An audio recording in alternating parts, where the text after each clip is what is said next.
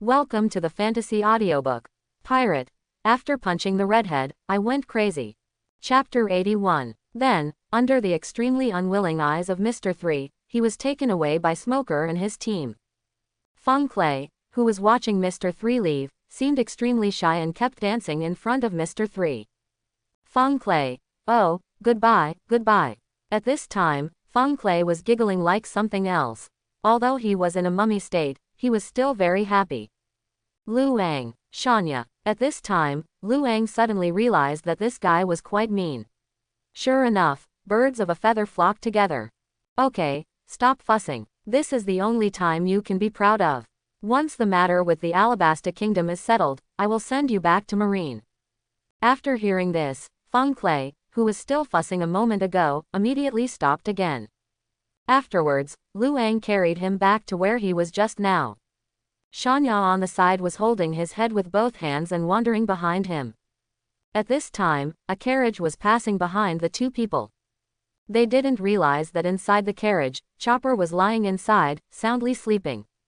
Because Chopper, who went shopping with Nami and others, really couldn't stand the smell of the perfume they bought when they bought it, so he finally had to find a place to lie down and rest. But I didn't expect that I would be sent away this time. Soon after, Luang saw Nami and others running back in a hurry. Nami looked at Luang and Shanya, who were chewing grass stems on the side, and asked with confusion on his face, "Huh? Didn't Chopper come back?" Luang and Shanya looked at each other with a look of confusion. Luang said, "What the hell, isn't Chopper with you?" Vivi gritted her teeth. Chopa said he couldn't stand the smell of the perfume we tried, so he wanted to take a rest in front of the store. Unexpectedly, after we came out, it disappeared. Luang. Hearing this, Luang was speechless. She is indeed a woman. Even trying the perfume can scare away our group pets, I'm really convinced. Shinolin also showed a look of remorse. If I had known, I would not have tried the perfume. I have been trying it for so long. Seeing Shinolin almost crying, Luang quickly stretched out his hand and said, "Stop it, whatever you say now is nonsense, let's go in the direction of Alabasta quickly, I have a hunch that we will meet them in the desert." Hearing what Luang said, everyone had no better way for a while, so they had no choice but to nod and set off immediately. Soon, under the Vivi Road, everyone began to walk quickly in the direction of Alabasta. As Vivi walked, she said, "From now on, let's not talk for a while and save our energy as much as possible, because it will take at least half a month to walk from here to Alabasta, and I'm worried that our water will not be guaranteed by then." Enough. After hearing this, everyone nodded and said no more. Soon, a pleasant and exciting desert trip begins. Not long after, the group arrived at a capital city that was mostly buried in the desert. There were dead trees and dead grass everywhere, and occasionally there were a few skulls rolling around on the ground, which scared Nami and others into screaming. At this time, everyone came to a deep avenue that was dug out and looked like a road. Vivi looked at this avenue that had long been submerged by yellow sand, and sighed with emotion. This was dug out in the past and used as a canal, but now, it is also submerged by yellow sand. Nami wondered. This looks like a city, how could it become like this? Vivi sighed, glanced at the capital, and slowly said, "This used to be a very famous and beautiful capital.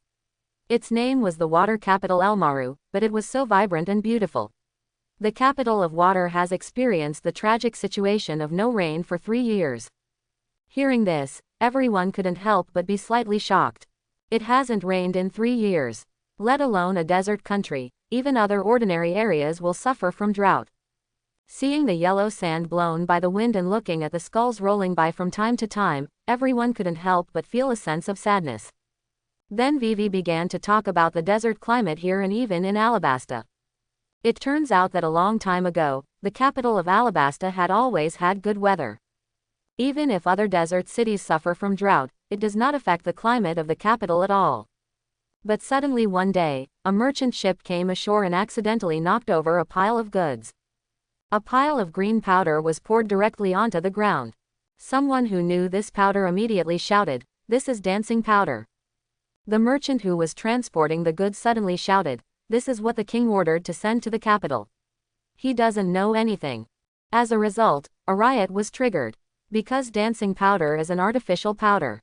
As long as it burns, it can forcibly absorb all the rainwater from other nearby areas. In this way, this country or city that is burning with dancing fans can ensure that everything goes smoothly.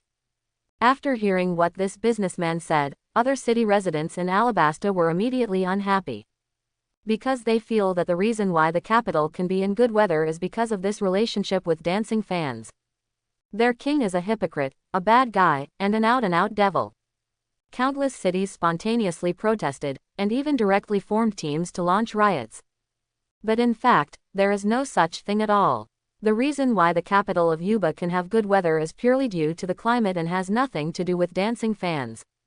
Apparently someone is deliberately using dancing fans to cause unrest in this country. Listening to the whimpering sounds that sounded through the water city, like the moans of the dead, Vivi crossed her arms tightly and kept sobbing. It's all crocodile, it's all Baroque studio, all of this is their conspiracy. If it weren't for them, our Alabasta wouldn't have worsened the situation and evolved to the point where people are in dire straits and corpses are everywhere. It was Crocodile who further expanded Wangsha, turned more cities into dead places, created an unnecessary misunderstanding, and then incited a rebellion with the intention of subverting the king's regime and taking the opportunity to seek power and usurp the throne. Although I know it, I bet they have no ability to stop it. Now the rebel army has gathered in Juba. They are preparing to launch an attack on the capital. If they don't get to Juba quickly, the country will be over. At this moment, Luang suddenly walked over and patted Vivi's shoulder gently. Don't worry, I will help you solve this sand crocodile, whether it is Baroque Studio or the rebel army, I will smooth everything out with one hand.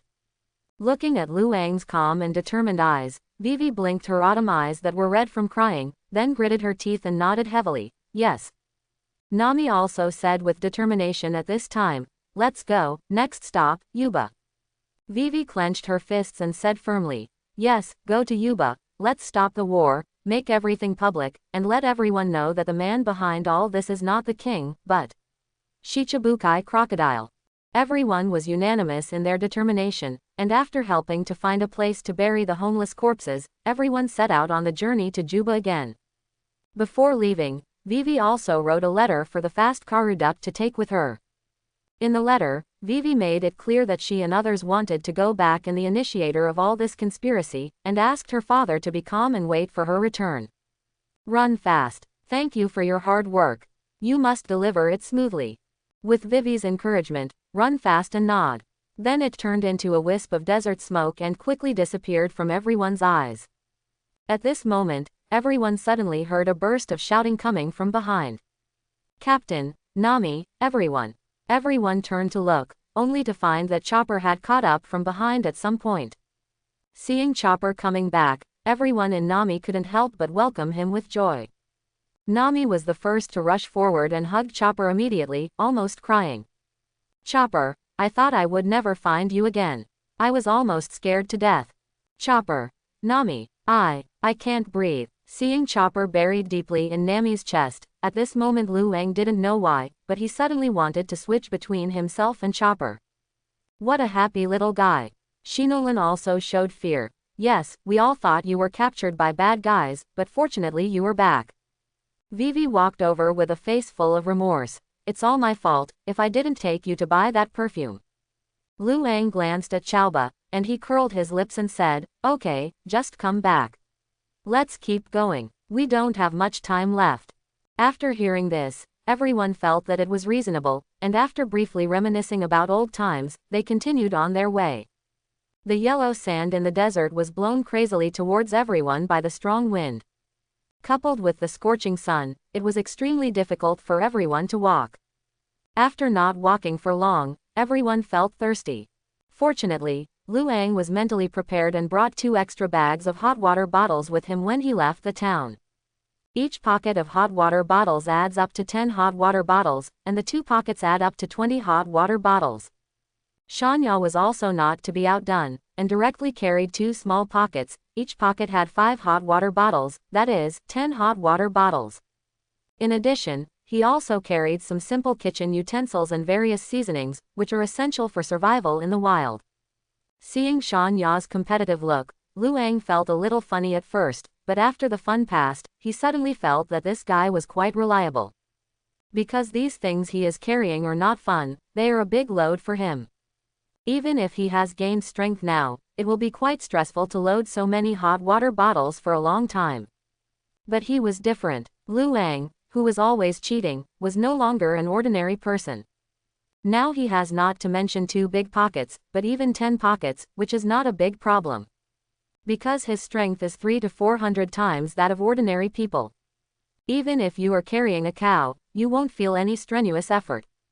As for Nami and others, they were carrying 2 hot water bottles on their backs. This load was a piece of cake for the 2 people who had gone through long-term special training. After walking for about an hour, everyone took a small sip with restraint. After finding a relatively shaded sand dune, everyone rested for a while. It was exactly noon at this time, and the sun was really too hot and too hot.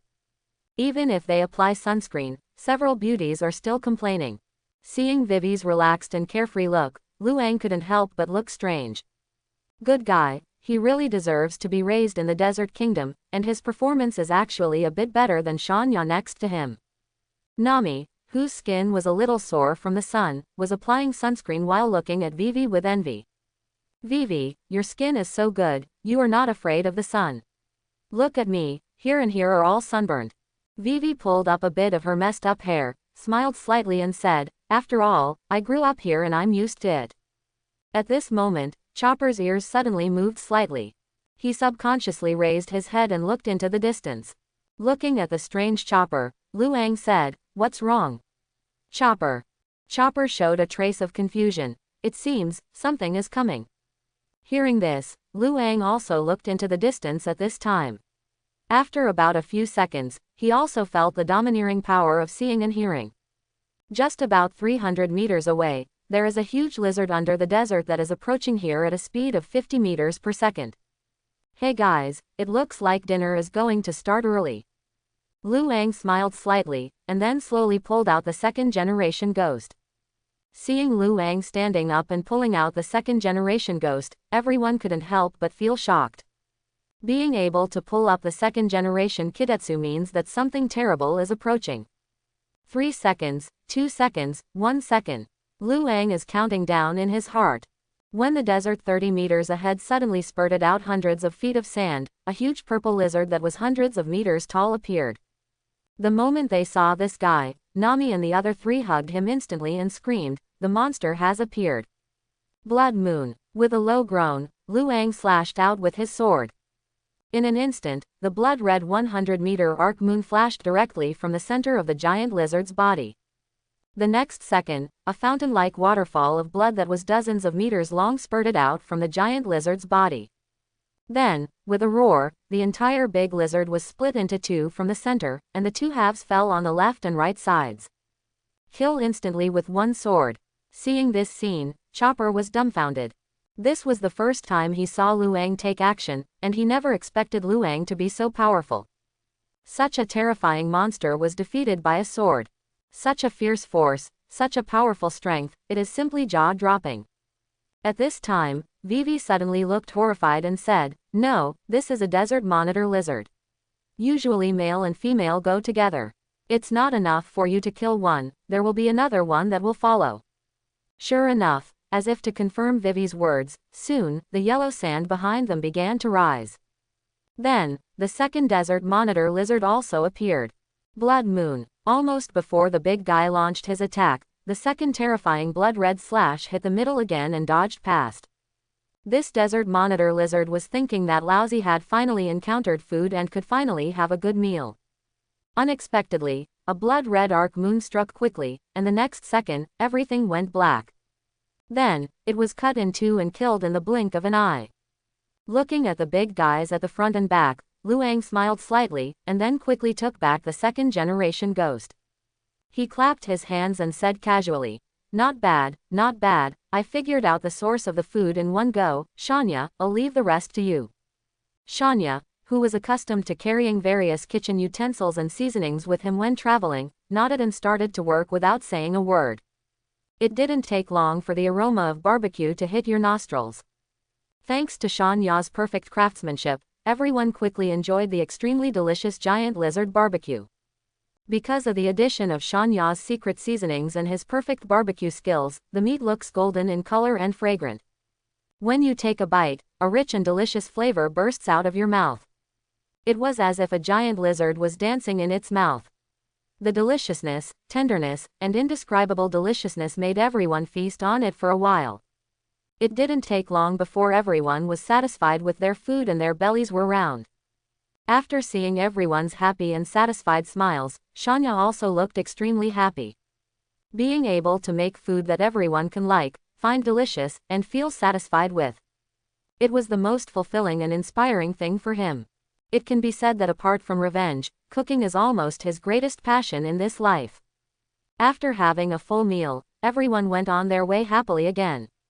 Perhaps because they had eaten enough, everyone felt particularly strong when walking, and it didn't take long for them to walk a long way. Wait a minute. At this moment, Luang, who was halfway there, suddenly stopped everyone. When everyone was confused, Luang suddenly focused his eyes, and in an instant he suddenly unleashed Conqueror's domineering energy on the surrounding desert.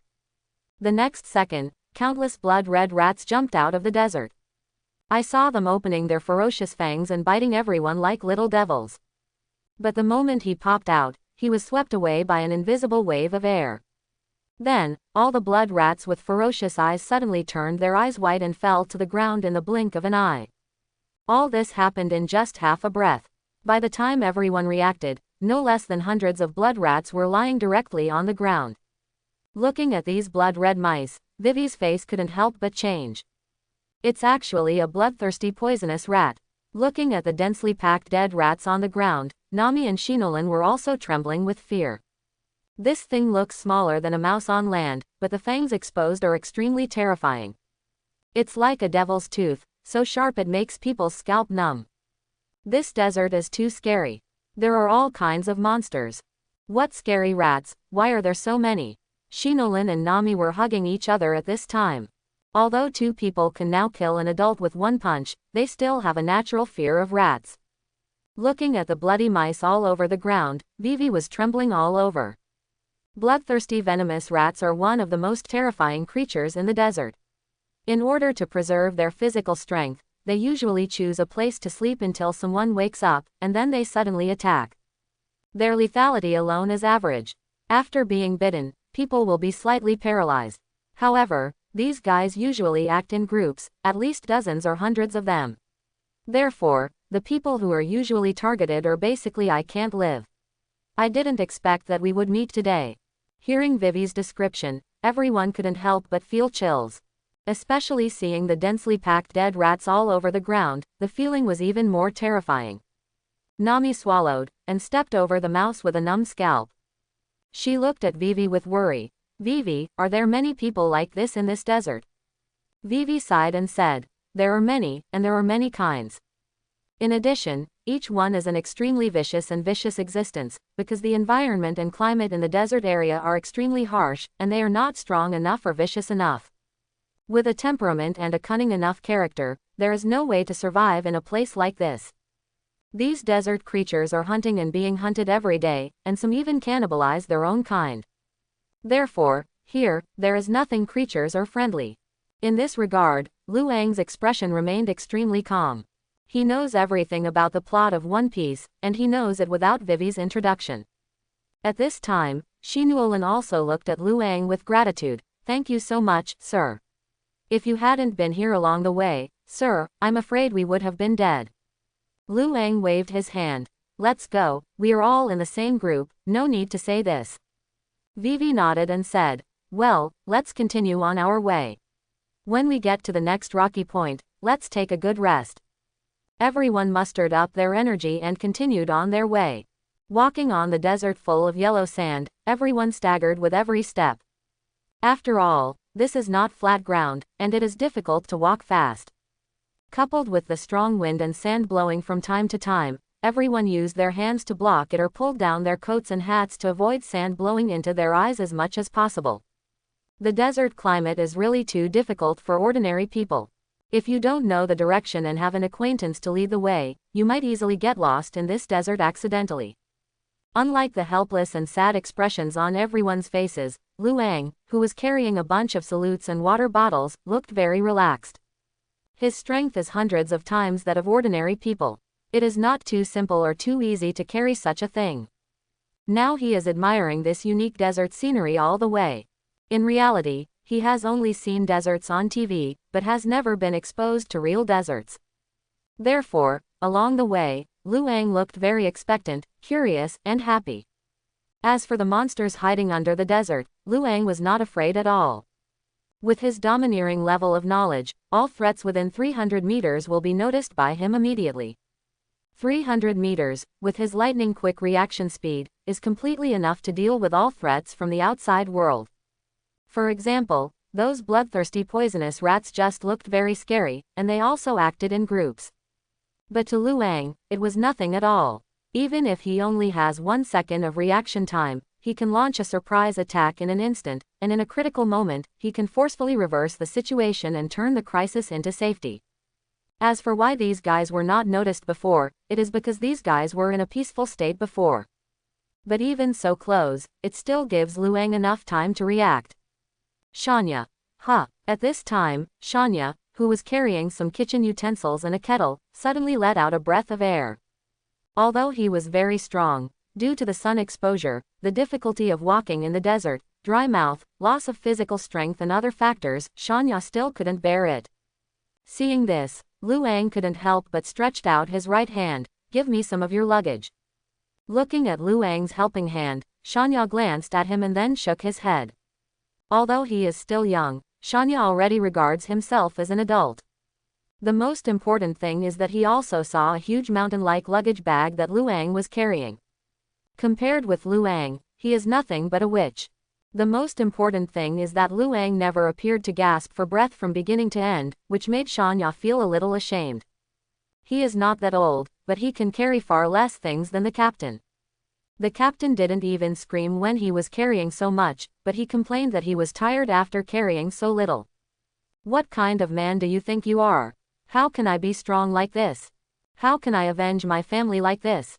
No, I can't give up, absolutely can't give up. I want to become stronger, I want to grow, I want to be strong, I want to take revenge. Thinking of the scene where everyone in the family was slaughtered by Doflamingo's people, Shanya couldn't help but grit his teeth. He glanced at Luang and said resolutely, I can do it. After saying this, he tightened his straps and continued to walk forward firmly.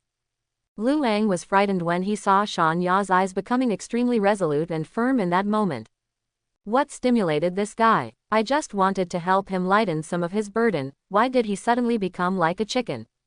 Luang shook his head, his face full of confusion. The group of people continued walking forward. Halfway through, Chow Ba stuck out his tongue out of exhaustion. It also carries a considerable amount of luggage on its body. Of course, the pressure is far less than that of Luang, but it is also much more than Shanya. Vivi distressedly took out the hot water bottle and handed it to Chopper, saying, Chopper, please drink some water quickly, this won't work. Chopper shook his head. No, I have to endure it for a while, I'm worried that we don't have enough water. After hearing this, Luang quickly walked up and said, Chowba, drink it. I still have 2 big bags of water here, which is enough for us to get to Yuba. Everyone nodded and quickly persuaded Chopper. This childlike member was extremely considerate, which made everyone feel moved but also extremely distressed. Seeing that everyone was persuading him, Chopper had no choice but to nod and take a small sip. Okay. Vivi shook her head. No, one more bite. Chopper sighed, then reluctantly lowered his dear head and continued to take a sip. After seeing that Chopper's face looked better, everyone showed happy smiles. At this moment, Chopper's expression suddenly changed slightly. He looked into the distance and said softly, Everyone, I seem to have heard some strange noises. It seems like something is coming. Hearing this sentence, everyone was shocked and raised their heads. Then, in the eyes of everyone, a yellow sand tornado swept quickly from a distance.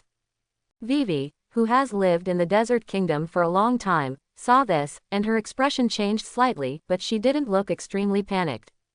Without saying anything, she pointed to a large sand dune next to her and said, Hurry up, there is a big sand dune next to us, let's go and hide on the back of the dune. After hearing Vivi's words, everyone rushed forward without thinking. Almost everyone was leaning against the back of the sand dune and had just hid for a moment when a terrifying, demon-like buzzing and whistling sound quickly approached from behind. Soon, a huge gust of wind carrying the power of sand and dust swept past everyone's eyes. Under the raging torrents of yellow sand, everyone was forced to close their eyes, hug their heads, and curl up into a ball. This sand tornado was obviously far more terrifying than anyone imagined, as if there were countless whips lashing his body. Even if there were sand dunes to block them, even if they curled up, even if they were holding their heads, everyone was still in severe pain from the sharp wind and the powerful impact of the sand. It was like being hit by a shotgun, and the girls kept screaming in pain. Luang had no choice but to stretch out his hand and hug the big guy as much as possible. After all, his body is so powerful that even a sandstorm can't do anything to him. In this way, under the terrifying and difficult environment, everyone spent more than an hour of torture. When 2 hours passed, everyone was submerged in the sand. Because of the long-term tension and excitement, coupled with the infinite darkness brought by the sand burial, everyone was forced into a state of lethargy. Only Luang always maintained a high degree of sobriety and vigilance, because he knew that there were still many unknowns and horrors in this desert.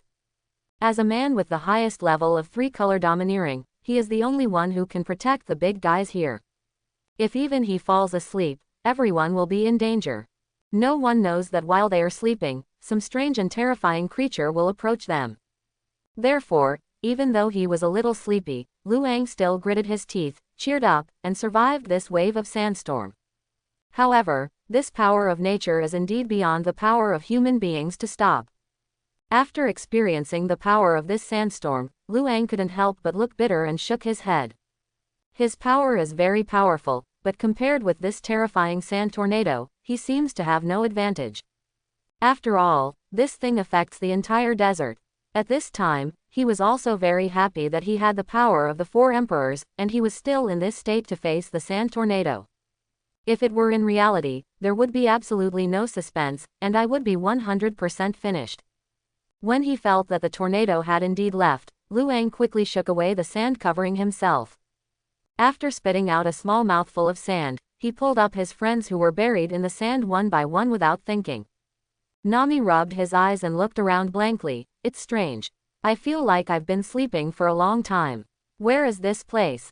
Others woke up one after another, all with dazed expressions on their faces. Luang rolled his eyes at everyone angrily. You guys slept quite comfortably. Shanya tilted his head, as if he hadn't recovered yet. At this time, Luang told everyone what happened a moment ago, and everyone suddenly realized. Vivi held her forehead, feeling a little heavy. This was her first time being buried in sand. Looking at everyone, Vivi said with guilt in her eyes, I'm sorry, if it weren't for me, I wouldn't have let you be buried in the sand. Hearing this, Nami glanced at Luang first, then patted Vivi on the shoulder and said, Don't say that, didn't we promise to bring you back to the kingdom and help you put down the rebellion? This is all ours, it should be done. What are you looking at me doing? Luang was instantly speechless when Nami glanced at him. You guy, just say it, don't wink at me all the time, okay? We had an agreement beforehand. We came here just for 1 billion Baileys. Don't let me fool you in the end. Luang curled his lips and glared at Nami meaningfully. Although he is also a top 10 young man with excellent Chinese national character, martial ethics, good looks, and integrity. But transactions are transactions, and friendships are friendships. They are not the same thing. Don't bullshit me in the end and say you've lost 1 billion Baileys. After narrowly escaping from death in the sand tornado, everyone took a deep breath. There are scorching sun, yellow sand that is difficult to walk on, terrifying creatures, and terrifying sandstorms. This place is definitely not for humans. At this moment, everyone understood what Vivi said. The creatures that can survive in the desert are not ordinary creatures. It takes such tenacious vitality and strong competitiveness to survive here. Soon, everyone continued on their way. After a hot noon and a long afternoon, everyone finally found a rocky spot to stay before dark.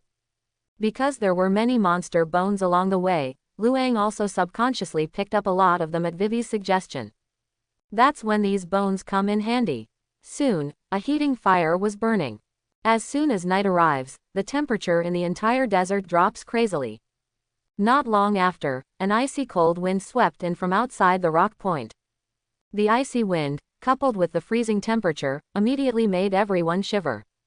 Fortunately, Vivi, who understands the desert climate, asked everyone to prepare clothes in advance. So everyone put on thick cotton jackets and felt much more comfortable with the warmth of the fire. Nami smiled bitterly and said, "Vivi, if you hadn't planned in advance, we would all be freezing to death here now." Vivi picked up a big bone and threw it into the fire. She lifted up a few messy hair and showed a sweet smile on her delicate face. "Stop saying that. If it weren't for me, you guys wouldn't have come to such a harsh environment. I should be the one thanking you in turn." Although it was a commission of 1 billion Baileys, Vivi felt particularly comfortable hearing these words in Luang's ears. He glanced at Vivi with admiration. She is indeed the princess of the kingdom. She is beautiful and has a big breast, and she speaks so nicely. At this moment, Shinolin suddenly sneezed.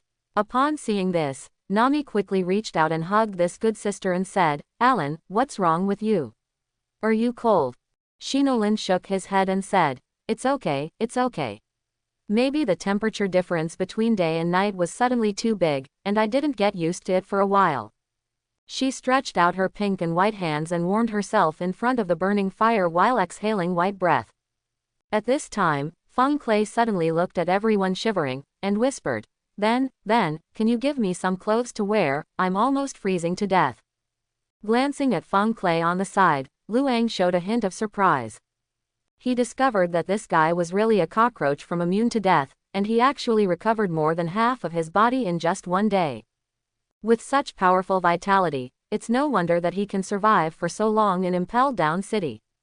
As the successor of Chinese socialism, Luang, who is as handsome as the readers, is naturally not such an unkind person. After thinking about it, he took out 2 thick clothes from his salute and covered this guy with them. At this time, Feng Clay was so moved that he almost cried. He looked at Luang with tears in his eyes. Just when he was about to say something, Luang suddenly showed a murderous look in his eyes. "Shut up, lousy, I'll kill you if you say a word." Seeing Luang, who suddenly turned from an angel into a devil, Feng Clay trembled all over and immediately covered his mouth. "Oh my God, why is this man so fickle and terrifying?" Luang had nothing to say about this ladyboy's character, but he really couldn't compliment his appearance and the way he spoke. He hates guys who speak coquettishly and have no masculinity. As one of the top 10 young men, he cannot be said to be very awesome, but he still has the masculinity that he should have. A man should be vigorous, clean and passionate. Being weak, timid, and coy, what is the difference between that and a woman? Of course, he didn't want to say these words, and there was no need to talk to Feng Clay in front of him. He and the she-male have nothing to say. The night gradually deepened, and soon, wrapped in warm clothes and warmed by a warm fire, everyone gradually fell asleep. Luang yawned, glanced in all directions, and closed his eyes when he saw there was no movement. He is so knowledgeable and domineering that even when he is asleep, he does not have to worry about anything approaching. As long as a threatening creature approaches, Luang will be able to detect and wake up immediately. The cold night gradually passed in silence. Early the next morning, everyone arranged their rituals and set off happily again. Looking at the cloudless blue sky, Luang suddenly said with emotion, "Fortunately, there is rarely rain in the desert, otherwise there would be no place to hide. In a place like this, if it rains or catches a cold, everything is almost over. After all, the desert is full of unimaginable crises, and you may be in danger even if your health is intact. Not to mention, you may feel unwell or even have various problems." Vivi shook her head, with a hint of bitterness on her delicate facial features. "Oh, I'm happy even if I get caught in the rain. It's been a long time since it rained here." Hearing this, everyone was silent. Along the way, they also saw the tragic situation in the water city and saw the remains of countless large desert creatures. As the environment and climate gradually deteriorate, even some tenacious creatures here can no longer survive. It is conceivable that the residents who still live here live a life that is worse than death.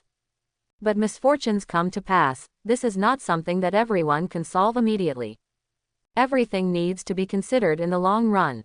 Stabilize the overall situation first, and then deal with people's livelihood. Obviously this is the most correct order. As for Lu Ang, he had already made a plan before coming. Kill Crocodile, quell the rebellion in this country, and at the same time get back his own commission money, and he won't care about the rest. Anyway, coming here is just like playing. It feels good to be able to enjoy the joy of traveling and collect the bounty at the same time.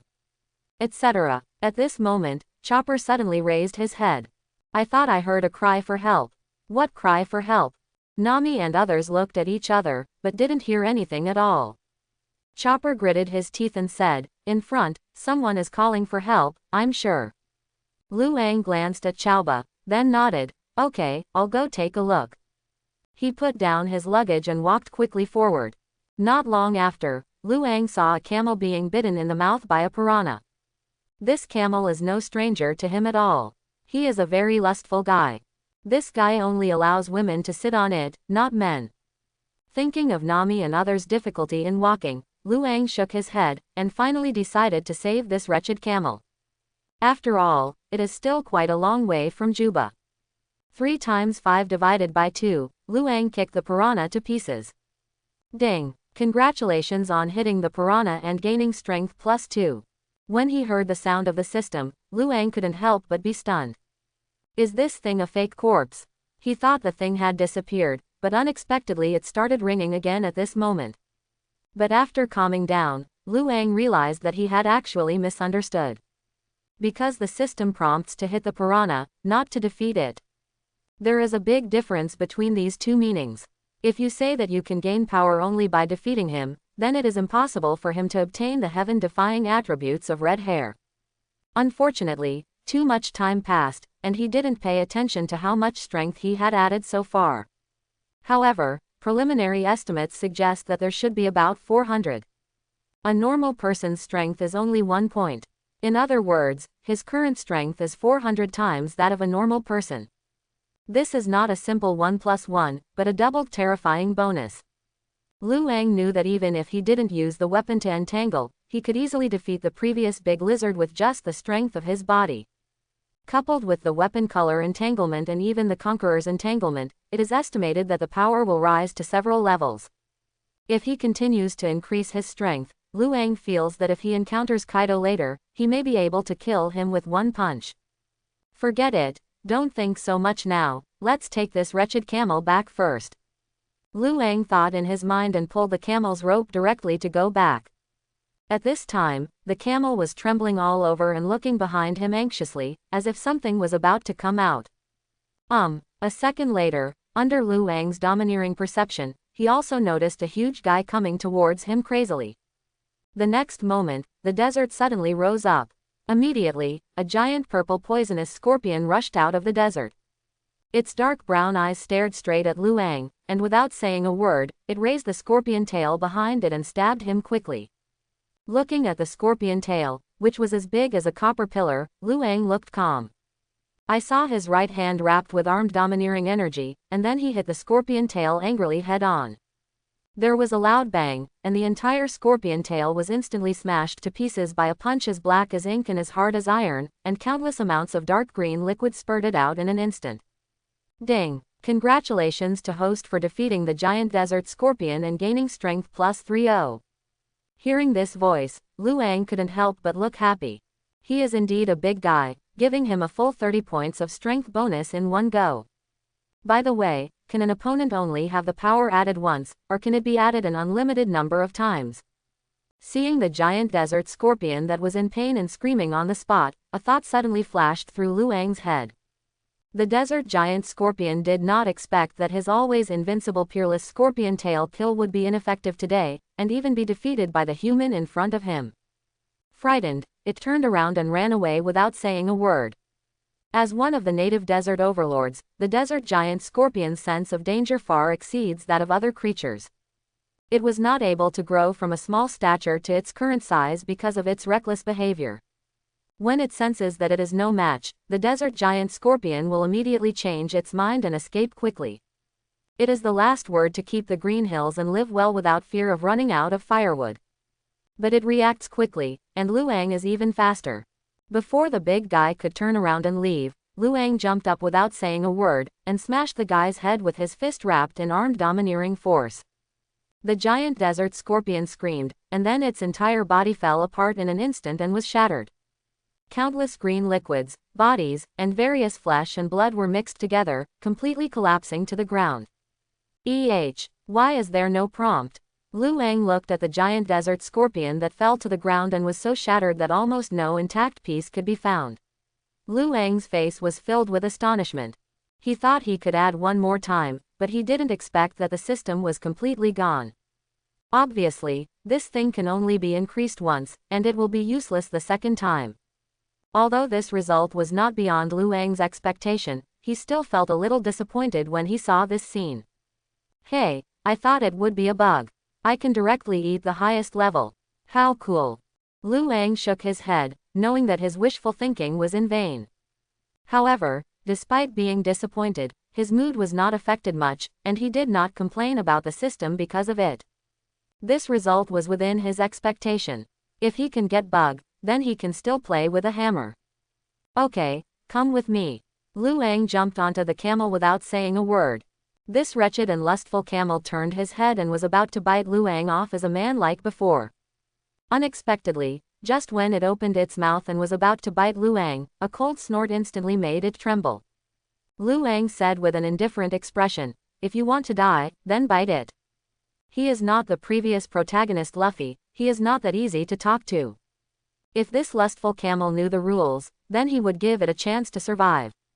If it doesn't understand the rules, behaves as it pleases, and behaves as it pleases, then Luang doesn't mind teaching it how to behave.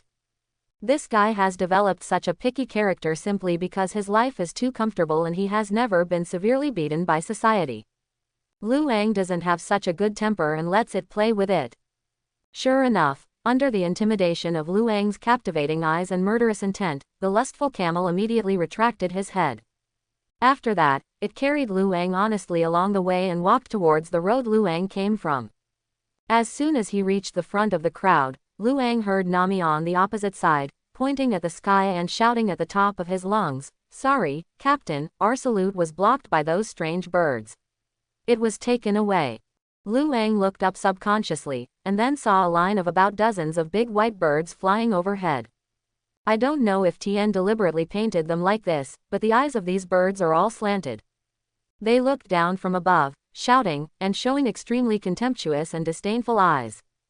Those eyes seemed to say, "You fools, if you have the ability, you can fly up." Luang was somewhat impressed by these guys. In the original plot, they pretended to be dying to attract Luffy's attention. When the kind-hearted Luffy put down his luggage, turned around and rushed to the crew, telling them that there was a group of injured white birds, these guys cunningly took all the luggage away. It's a pity that Luang is not Luffy. There's nothing Luffy can do against these big birds, but he can. How dare you stir up trouble with Tai Sui? You are really looking for death. Luang snorted coldly, his eyes narrowed, and without saying a word, he directed Conqueror's domineering force towards the sky with all his strength. The void suddenly shook, and an extremely powerful and soundless wave of air spread out like it covered the sky. The strange birds that were still chirping a second ago, still despising and mocking the humans below, turned their eyes white in the blink of an eye, and fell down one after another. Seeing those strange birds all falling to the ground like rain, Nami and everyone looked surprised, and then rushed up. Nami packed his luggage happily and said, "You are indeed a brave and invincible captain." He took care of these cunning guys with just a few moves. Vivi also nodded and said with a sweet smile, "That's right. If you hadn't taken action, Captain, our luggage would have been lost." Seeing that Shinolin was also about to praise him, Luang repeatedly raised his hand to stop him. "Okay, stop boasting, let's talk about how you guys were fooled around by these idiots." Hearing this, everyone couldn't help but look at each other, and then showed awkward smiles. Nami touched the back of his head and said apologetically, "It's my problem." Not long after the captain left, these guys fell from the sky. I thought they were injured, so I called the big guys to take a look, but we didn't expect that we had just arrived in front of them a second ago, and when we were watching Chopper checking their bodies, their accomplices suddenly appeared from behind, picked up all the salutes, and flew away. At this time, Vivi also looked cruel and said, "It's all my fault. I didn't dissuade the big guys in time. When I just saw it, I felt something was wrong, so I wanted to go over and confirm." After confirming that these were cunning birds, it was already too late. Lu Wang. Hey, as expected, the Holy Mother's heart can easily kill people. Fortunately, he came back in time. If it had been a few seconds later, their luggage would have been lost. Seeing everyone's sincere acknowledgement of their mistakes, Lu Wang wanted to give him a lesson, but found that most of his anger was gone. Forget it, just bring your luggage back, and keep an eye out for it in the future. At this moment, Chopper suddenly said happily to the lustful camel, "Wow, it turns out it's you." Hearing this, everyone couldn't help but look at him in surprise. Chopper happily ran to the lustful camel and said to everyone, "This is the friend I met when I was lost before. It was the friend who told me the direction you left, otherwise I really wouldn't be able to catch up." Lu Wang glanced at this guy and said, "Nami, you three just sit with this guy and go. It will be less tiring this way." Nami glanced at the lustful camel and said, "3 people, can it bear it? It looks so thin." Shinolin also showed a trace of pity. "Yeah, let's forget it.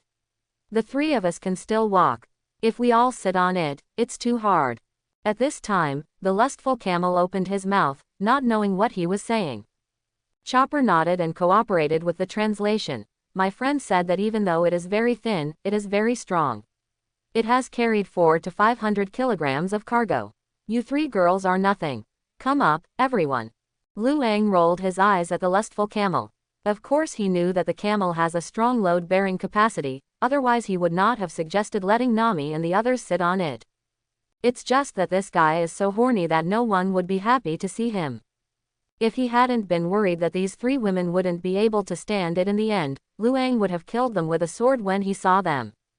Then, okay. Hearing what Luo Tuo said, Nami and the other 3 could only nod their heads, and then sat on it one by one. I have to say that having a good figure has advantages. The waists and hips of Nami and the 3 of them are extremely slender. Originally, a fatter adult could sit in the right position, but after the 3 of them sat on it, the position was just right. By the way, these guys can't be wasted. Seeing the cunning birds all over the ground, Lu Wang took out a picnic table from the salute without saying a word and directly packed the dozens of strange birds inside. Then, he pulled and shouldered them with his right hand, and threw these guys onto his back. This time, he carried 2 large bags to salute. One is everyone's clothes, the other is these strange birds. Of course, if we should count, there are actually 3. The third one is the big cloth bags hanging on the left and right sides of his shoulders. These cloth bags on the left and right sides add up to 20 hot water bottles. The total weight of this body alone is at least 500 kilograms. Even under such a terrifying weight, Lu Wang still looked extremely relaxed, as if there was nothing. Everyone admired and admired this. Because these weights were enough to crush an adult to death, but Lu Wang walked a long way easily as if nothing was wrong. There was no gasping for air, and there was almost no sweating. Such strength, such physique, and such endurance amazed everyone. I'm afraid, the real monster is nothing more than this. Soon, everyone was on their way again. The endless wind and sand continued to beat mercilessly on everyone. Everyone had already pulled down their clothes and hats, trying their best to avoid the attack from the yellow sand. Of course, what everyone can stop is only from the face. No one can stop the body parts. The wind is getting stronger and stronger, like a roaring tiger, constantly exerting physical and psychological pressure on everyone. Fortunately, with the help of the lustful camel, Nami and the 3 of them were not in trouble and couldn't move forward. Lu Wang always looked at ease and did not wait for the slightest difficulty. Feng Clay, who has extraordinary physical fitness, can also withstand the attacks of the desert, and sometimes even dances and happily follows the army all the way. Lu Wang didn't bother to pay attention to this. At this moment, Chopper in front suddenly shouted, "No, something is coming again." Hearing Chopper's words, everyone couldn't help but feel a little bit in their hearts. Along the way, every time Chopper shouted, it seemed to bring danger. Now the big guy couldn't help but form a frightened conditioned reflex in response to his sudden shouting. But that's no wonder Chopper, his ears are so sensitive that he can detect any unusual movements ahead of others ahead of time. When encountering danger and special situations, as a partner, he cannot remain silent. Lu Ang walked to the front without thinking. As a captain and the strongest combatant, he cannot let his crew face unknown dangers. Not long after, a huge black shadow appeared from the yellow sand in the distance. When the thing got closer, everyone realized that it turned out to be a huge pirate ship. The moment they saw the pirate ship, everyone was stunned. Nami. Huh, isn't this a desert? How can there be a pirate ship, and it can drive so fast? Shinolin also looked dumbfounded. Is it my imagination? How can a pirate ship still travel in the desert? Vivi bit her apricot mouth and said with a hint of worry, they are sand thieves. They are bandits in the desert. They make a living by robbing tourists and doing business. This direction seems to have discovered us. Got it. Lu Ang, who had watched the original plot, slowly said, Sha thief, it's okay. I'm familiar with this one. They're just a group of guys with bad behavior. I'll deal with it. At this time, Shanya suddenly said, just rest, let me do it this time. Along the way, Lu Ang was almost always taking action. Incoming, as the red-footed Jefu kept hiding behind him, and Shanya couldn't bear it. He is not a woman. Even if he is not old now, he still cannot be a man who hides behind others. Shanya put down all his luggage, twisted his arms, clenched his fists, and said, I've let you shine many times, this time it's my turn. Seeing Shanya's high-spirited and eager look, Lu Ang couldn't help but smile. Okay, then I'll give you a chance to shine. In Lu Ang's memory, these sand thieves were all ordinary people. Even the leader is only 3 or 4 times stronger than ordinary people. In terms of strength, it is definitely far inferior to Shanya now. After special training, Shanya now has a strength of 900 pounds, which is equivalent to 9 times that of an ordinary person. He can completely crush this leader. In addition, Shanya's kicking skills are extraordinary. It is absolutely more than enough to crush these guys by himself, and it can even be said to be extremely easy. Sure enough, not long after Shanya rushed up, these sand thieves stopped the boat less than 50 meters away from them. Then, a roar came from not far away. Young men, there's work coming. Hurry up and grab these people's water and food. Following the instruction from the burly leader, all the sand thieves armed with swords and clubs jumped off the boat excitedly. Come on, leave food and water for lousy. Hee, it seems there is a woman, that's great. Accompanied by bursts of laughter that penetrated the wind and sand, a group of sand thieves rushed towards Lu Ang and the others with excitement. Among them, a sand thief with sharp eyes shouted, It's strange, it seems like a little green-haired devil is rushing over. But the other sand thieves rushed forward indifferently. I'm afraid of a hammer. It doesn't matter whether he is a little devil or a big devil. If he doesn't obey, Lousy will chop him to death with one strike of his sword. Immediately, a large wave of people surged towards Shanya. Chopper turned his head worriedly, looked at everyone and said, Is it okay to just let him go alone? Those people look very vicious. Vivi said with the same worried look, He is still a child, is it okay if he rushes up like this?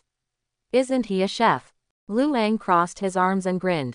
Don't worry, this guy is much stronger than you think.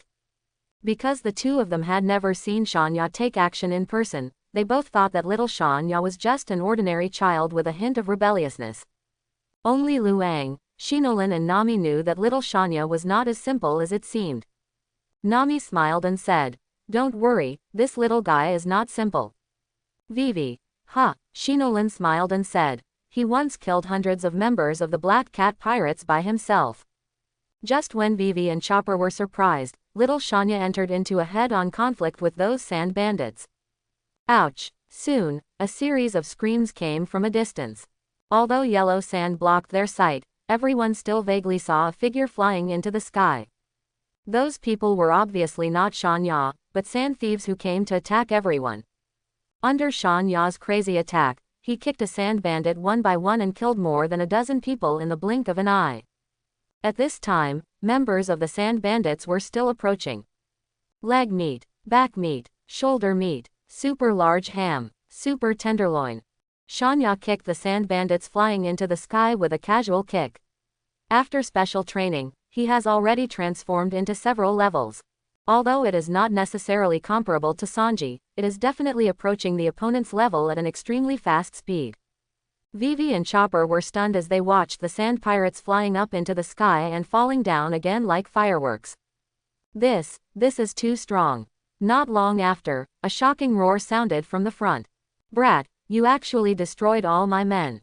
Look how lousy we'll crush you. Hearing this, Vivi couldn't help but clenched her pink fists and looked at Luang with worry. Captain, don't you go and take a look. It seems that the leader of the Sand Thieves has taken action. Luang shook his head and smiled slightly. Don't underestimate Shanya, his power has already reached the level of a monster. As these words fell, a shocking scream came from the distance. Then, under the gaze of everyone, a man as strong as a hill suddenly flew directly into the sky from the desert in the distance. Everyone was shocked when they saw the man who was as fat as a hill. This is too tough. It's so terrifying to be able to make someone who weighs at least several hundred kilograms fly straight up. Seeing this scene, Luang just smiled faintly.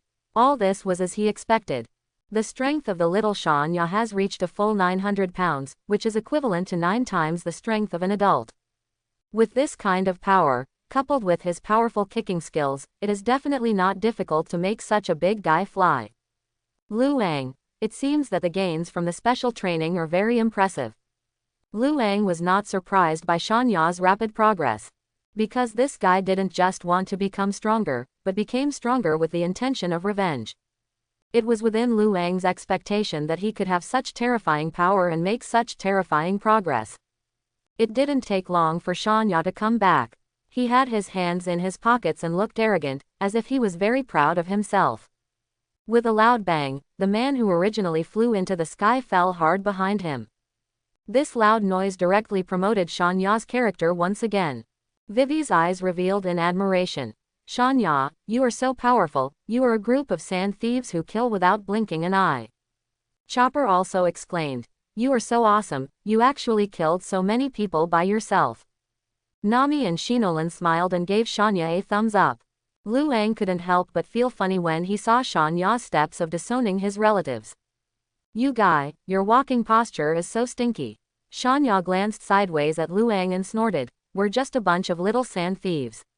Don't be too relaxed. Seeing this guy's stinky look, Luang wanted to give him a violent shudder to make him calm down a little. But thinking about this guy's tragic past, Luang couldn't bear it anymore as his thoughts flashed across his mind. Although the arrogance is arrogant, it is just a little arrogance of a child, and it is actually harmless. Moreover, this guy really hasn't made a move for a long time. It's rare to take action once, and it's normal to be a bit stinky. After dealing with these sand thieves, everyone continued on their way. But when passing by, the leader of the sand bandits suddenly raised his head, glanced at Luang with difficulty, and said, wait a minute. Luang raised his eyebrows. Is there anything else? The leader of the sand bandits said, Can I ask you to give me some food and water? We haven't eaten for a long time. Luang glanced at this guy's complexion, then at his size, and his eyes instantly showed contempt. Before you try to lie to others next time, please take care of your big belly first. He glanced at this guy with disdain, then turned around and left. Seeing the people leaving, the big man burst into tears instantly. My belly, this big belly again, no one even believes me when I pretend to be pitiful. Boss, why don't we do it next time? We are thinner. What do you mean, you think I'm fat? No, boss, that's not what I meant. You look so unlucky. It must be because of you that we got off to a bad start today. Lousy is going to kill you. Boss, don't. Hearing the bursts of noise behind him, Luang shook his head. He didn't have a good impression of this kind of guy who burned, killed and looted. If Shanya hadn't already knocked them down, he would have killed them instantly with one sword strike. No matter what the reason is, anyone who engages in robbery business is not a good person. Wait a minute, something seems to have appeared on the hill ahead. At this moment, Chopper suddenly raised his head and said to everyone. Everyone's expressions tightened, and then they looked into the distance against the wind and sand. I saw a large arched sand dune about 100 meters ahead, and a black spherical thing was slowly appearing on the dune.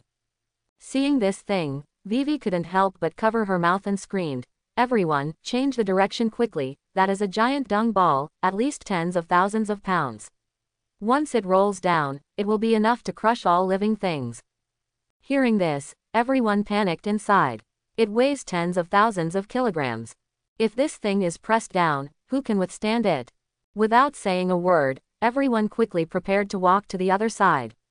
At this moment, the black ball of dung finally rolled down. A large dung beetle who was pushing a dung ball couldn't help being frightened when he saw this, and screamed secretly. Then, this terrifying ball of dung, which weighed tens of thousands of kilograms, accelerated towards everyone on the slope. Seeing that it was almost too late, Luang sighed slightly, and without saying a word, he pulled out the second-generation ghost and swung the sword out in an instant.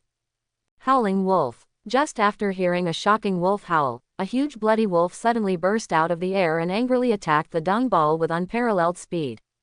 Then there was an explosion, and the entire dung ball was torn apart and shattered by the giant wolf, transformed from the sword energy in the blink of an eye, turning into thousands of fragments in the blink of an eye.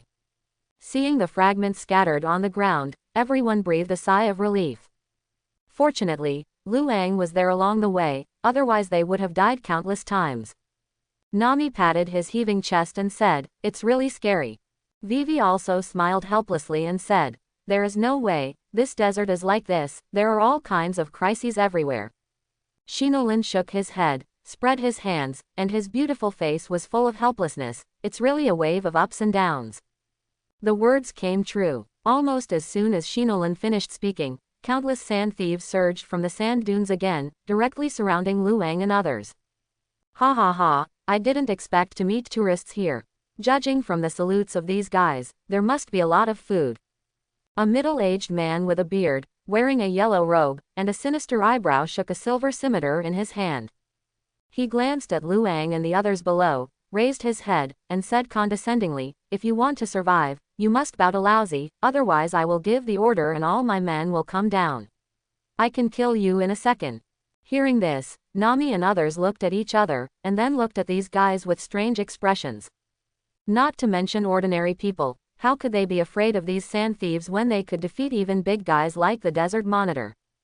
Therefore, after experiencing so much, everyone felt strange when they heard the threats from these sand thieves. Shanya slowly put down the salute in his hand, twisted his wrist slightly, and said, "I am the one who will do this battle."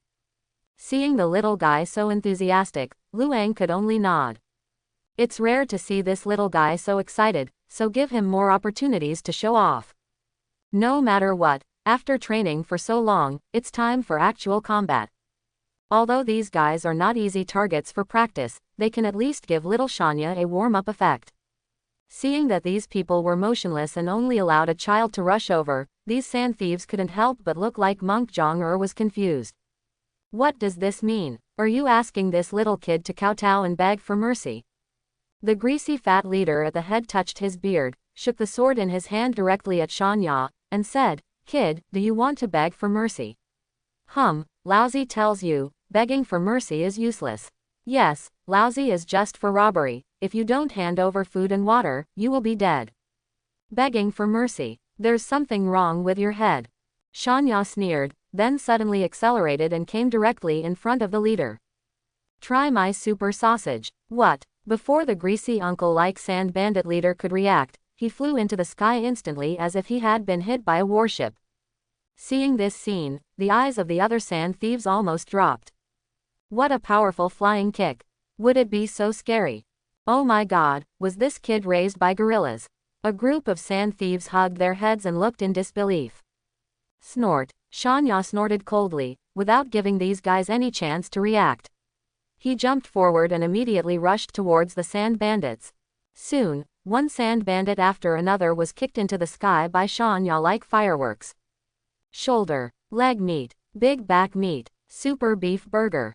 Shanya, like the wind, jumped back and forth between these sand thieves. He kicked one at a time, and his power was extremely strong.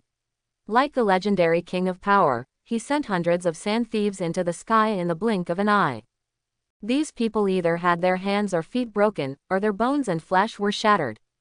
Under Shanya's terrifying kicks like lightning, thunder, and tigers, no sand bandit was left intact. In less than 3 minutes, more than 100 sand thieves were lying neatly on the ground, wailing and screaming. Although these people are not the enemies of his family, they still hate each other. To Shan Ya, such bandits deserve to die. Although his kicking skills are not completely fatal, such heavy injuries are extremely fatal to these sand thieves.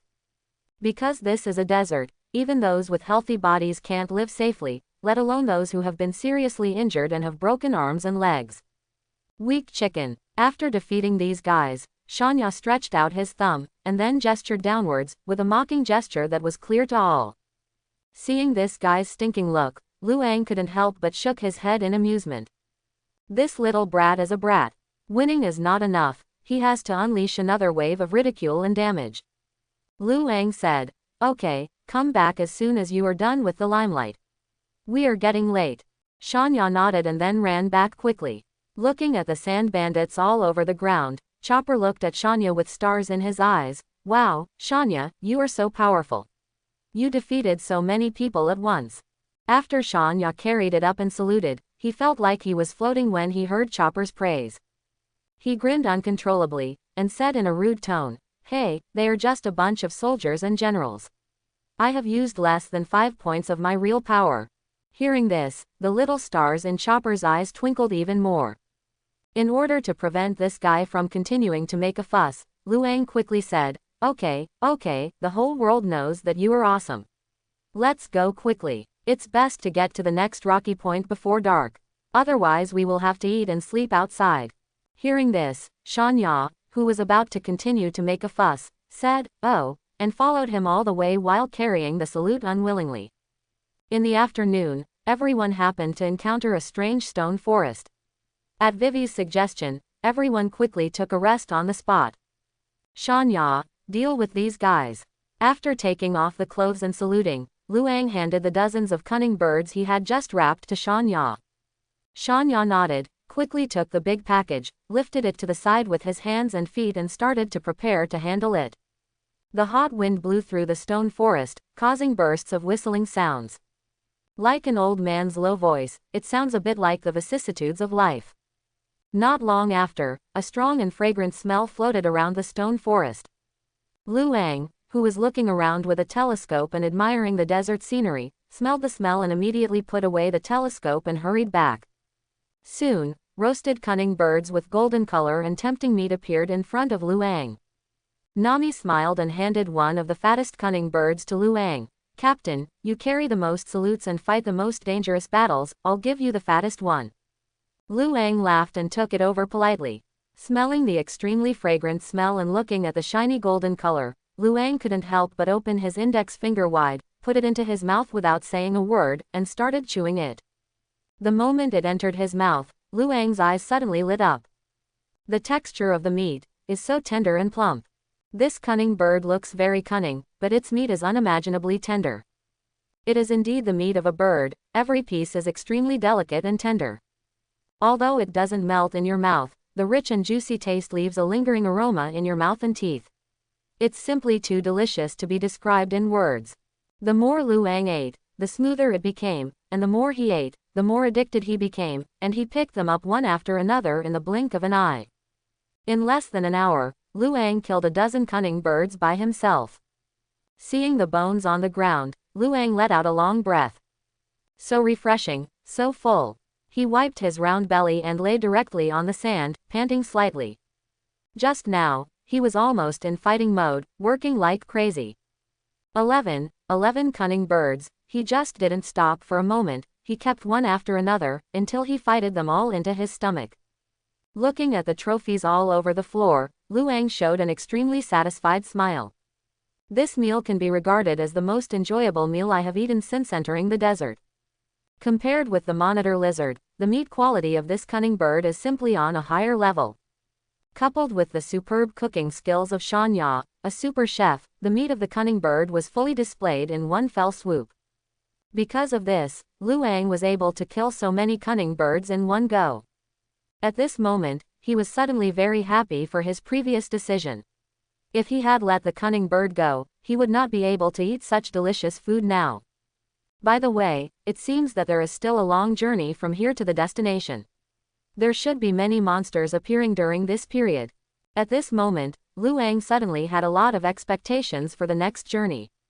Whether it is the monitor lizard or this cunning bird, they are all delicious beings, especially the cunning bird, which is simply the best of the best. Luang didn't know what kind of treasures were hidden in this desert, but he knew that if he continued walking, he would definitely encounter various existences. When he thought of these unknown and interesting existences, he couldn't help but grin. I hope the Aboriginal people behind me won't disappoint me too much. After eating, everyone got up again and got ready to go. At this time, Vivi and Nami were talking about something. One of them spoke very enthusiastically, and the other two listened very seriously. Vivi seemed to be chatting about some stories in her memories, to which Luang just shook his head and sighed. Luang, who understood the original plot, knew that Vivi was telling everyone about the past of the current leader of the rebel army in Yuba. The leader of the rebel army is called Kosha. He is a very brave and ambitious young man. I have known Vivi since I was a child, and the two of them have never known each other. As a child, Kosha even fought with two kidnappers to save Vivi, almost blinding him. Because of this, the two people formed a deep friendship at a very young age. But this is not the point. The point is that Kosha is now the leader of the rebel army, and he is ready to gather the rebel army to go to the capital to overthrow the king. Vivi couldn't let him happen no matter what. Vivi went to Yuba just to persuade Kosha, tell everyone the truth, and expose the conspiracy about Crocodile. Everyone who had eaten and drank seemed to be very energetic when walking, especially Shanya. His strength had increased a lot and he seemed to have very unusual physical fitness. After walking such a long way, I didn't even say I was tired from the beginning to the end. Based on this alone, Luang must give him a thumbs up. This perseverance and endurance have defeated more than half of the adults. Of course, this doesn't mean that Shanya is very powerful. After all, his physical fitness is many times stronger than that of normal people. As everyone continued to move forward, they soon entered a world of wild sand, chaotic sky, and strong winds. Looking at the lustful camel carrying Vivi and the others, Luang suddenly admired the lustful camel. This guy was carrying 3 girls who weighed more than his own weight, and he didn't even breathe at all. He seemed very relaxed and comfortable along the way. Even, occasionally, he showed a look of extreme joy. Although the slightly lewd and lustful expression made Luang want to kick it, I have to say that this guy's endurance is really awesome. No wonder it is said that camels are the endurance kings in the desert. They have to walk such a long distance without taking a breath. They are indeed much more powerful than many creatures. But having said that, Luang compared himself and found that he was no worse than this guy. After repeated confirmations during this period, he already knew some hidden tricks. That is, when you defeat your opponent, you can not only gain the opponent's strength, but also gain his powerful physical ability at the same time. With the blessing of this physique, Luang is not only much stronger than ordinary people, but his physical strength is far beyond that of ordinary creatures. Resistant to cold, heat, blows, viruses, ice, wind, rain, snow, and all other attacks and injuries from external things. Although he looks no different from a normal person on the surface, Luang knows that if he continues like this, he may soon turn into a terrifying creature like Kaido. Tisk tisk, this god of destiny is pretty good to me. Although the plot was forcibly arranged and even encountered most of the characters that the main character Kakuzu would encounter, the fate that the god of destiny gave him was also quite powerful. In a short period of time, we can't talk about being invincible in the world, and we can conquer everything. But judging from the current situation, it's not too far away from sweeping the entire One Piece world. By the way, I can't waste this system plugin that Fate has given me. If I encounter monsters next time, I can do my best to do it. After all, I will earn it if I hit it. Even if it only increases a little bit of strength, over time, it will be enough. A very impressive increase. After making up his mind, Luang continued to follow everyone with a cheerful smile. Although Chauba and Luotuo were walking in front, Luang was not worried at all. His own domineering knowledge is enough to sense all threatening movements within a radius of 300 meters. No matter how scary the guy is, as long as he appears within 300 meters, even if he only has 1 second to react, Luang will be able to kill him immediately. Appear in front of everyone and give the best protection. Of course, let alone a perverted and invincible general-level existence like Kizaru. Even if he can defeat Kizaru now, it is still very difficult to defeat his opponent or even kill him. After all, Kizaru can advance and attack, retreat and defend, and his speed is extremely fast. It really won't be possible to capture him in a short while. However, it is impossible for Kizaru to be stupid enough to confront Luang. After all, there is no conflict between the two people's positions, so this assumption is actually not valid in the first place. With the addition of the lustful camels, everyone moved much faster. In the evening, Chopper suddenly said, "I smell the smell of food, and there seems to be someone in front of me." After hearing Chopper speak, everyone was surprised at first, and then their eyes lit up with joy. Could it be that there are villages and towns ahead? Hurry up and speed it up. It would be best if we can find the village before sunset. Without saying a word, everyone quickly quickened their pace. Not long after climbing up a sand dune, everyone finally saw a relatively low-lying, small village and town. Seeing this, Vivi clenched her chin, hesitated for a moment, and then said, "This place seems to be called Shujing Village." The moment he saw the village, Nami almost burst into tears. "Finally we met the village, and we can finally find a place to have a good rest." Shinolin also showed a happy smile. "Yes, I'm sticky, now I can take a good bath." Vivi shook her head with a wry smile and said, "You probably can't do anything about taking a bath, because the entire Alabasta area is short of water. Having water to drink is already very precious. Taking a bath is almost a no-brainer." Shujing Village, it seems like. Luang tried hard to remember something, but found that his memory was a little blurry. He remembered that there seemed to be someone here in Shujing Village, but the specific situation was not particularly impressive. Obviously, this place does not occupy a large space in the original plot. Luang shook his head and simply stopped thinking about it. He said, "Let's go, now that we have discovered the village, let's go there and have a good rest." After traveling for so many days, everyone was indeed very tired. It is indeed quite difficult to rest in the desert all the time. Sleeping in a rocky spot was completely out of necessity. Who doesn't want to sleep on a comfortable bed? Then, under the leadership of Luang, everyone walked towards Shujing Village in a mighty manner. In Shujing Village, after seeing Luang and others arriving, the residents of the village took out their swords and pistols and stared at them warily. After Vivi's repeated explanations and Luang's 10,000 yuan bill, the obese village chief reluctantly welcomed everyone in. At this time, on one of the tall buildings, several burly men were feasting on a table full of good wine and meat. Looking at the desert scenery in the distance, the leader, a yellow-haired man, drank wine and chewed meat. At this time, the village chief of Shujing Village came over with a heavy belly. He rubbed his palms and said with a smile, "The rebel soldier, may I ask when the civil war will start?" The fat man on the side, as fat as a pig, said to the village chief, "What about civil war or not? I don't understand what you are talking about." When the yellow-haired man heard this, he immediately kicked his partner aside. He raised his head and said to the village chief, "We are planning this. It is inconvenient to say more about the specific time. Don't worry, as long as we capture the capital and liberate the country, by then the food and water supply in all cities will no longer be a problem, we will solve everyone's dilemma." After hearing this, the village chief smiled with great joy and satisfaction. Yes, thank you for your hard work. I'll go first. You guys eat and drink well. If you don't have enough, tell me anytime." Watching the village chief leave, the yellow-haired man immediately said to his partner with an unhappy face, "Is there something wrong with you? We are here to eat and drink. If you don't understand, don't answer casually." The fat man touched the back of his head with an innocent look on his face. I know." The yellow-haired man looked at his three companions and said, "Remember, we are just cheating for food and drink. For this purpose, don't worry about anything else. If you encounter any rumors, just run away. We are in this desert anyway.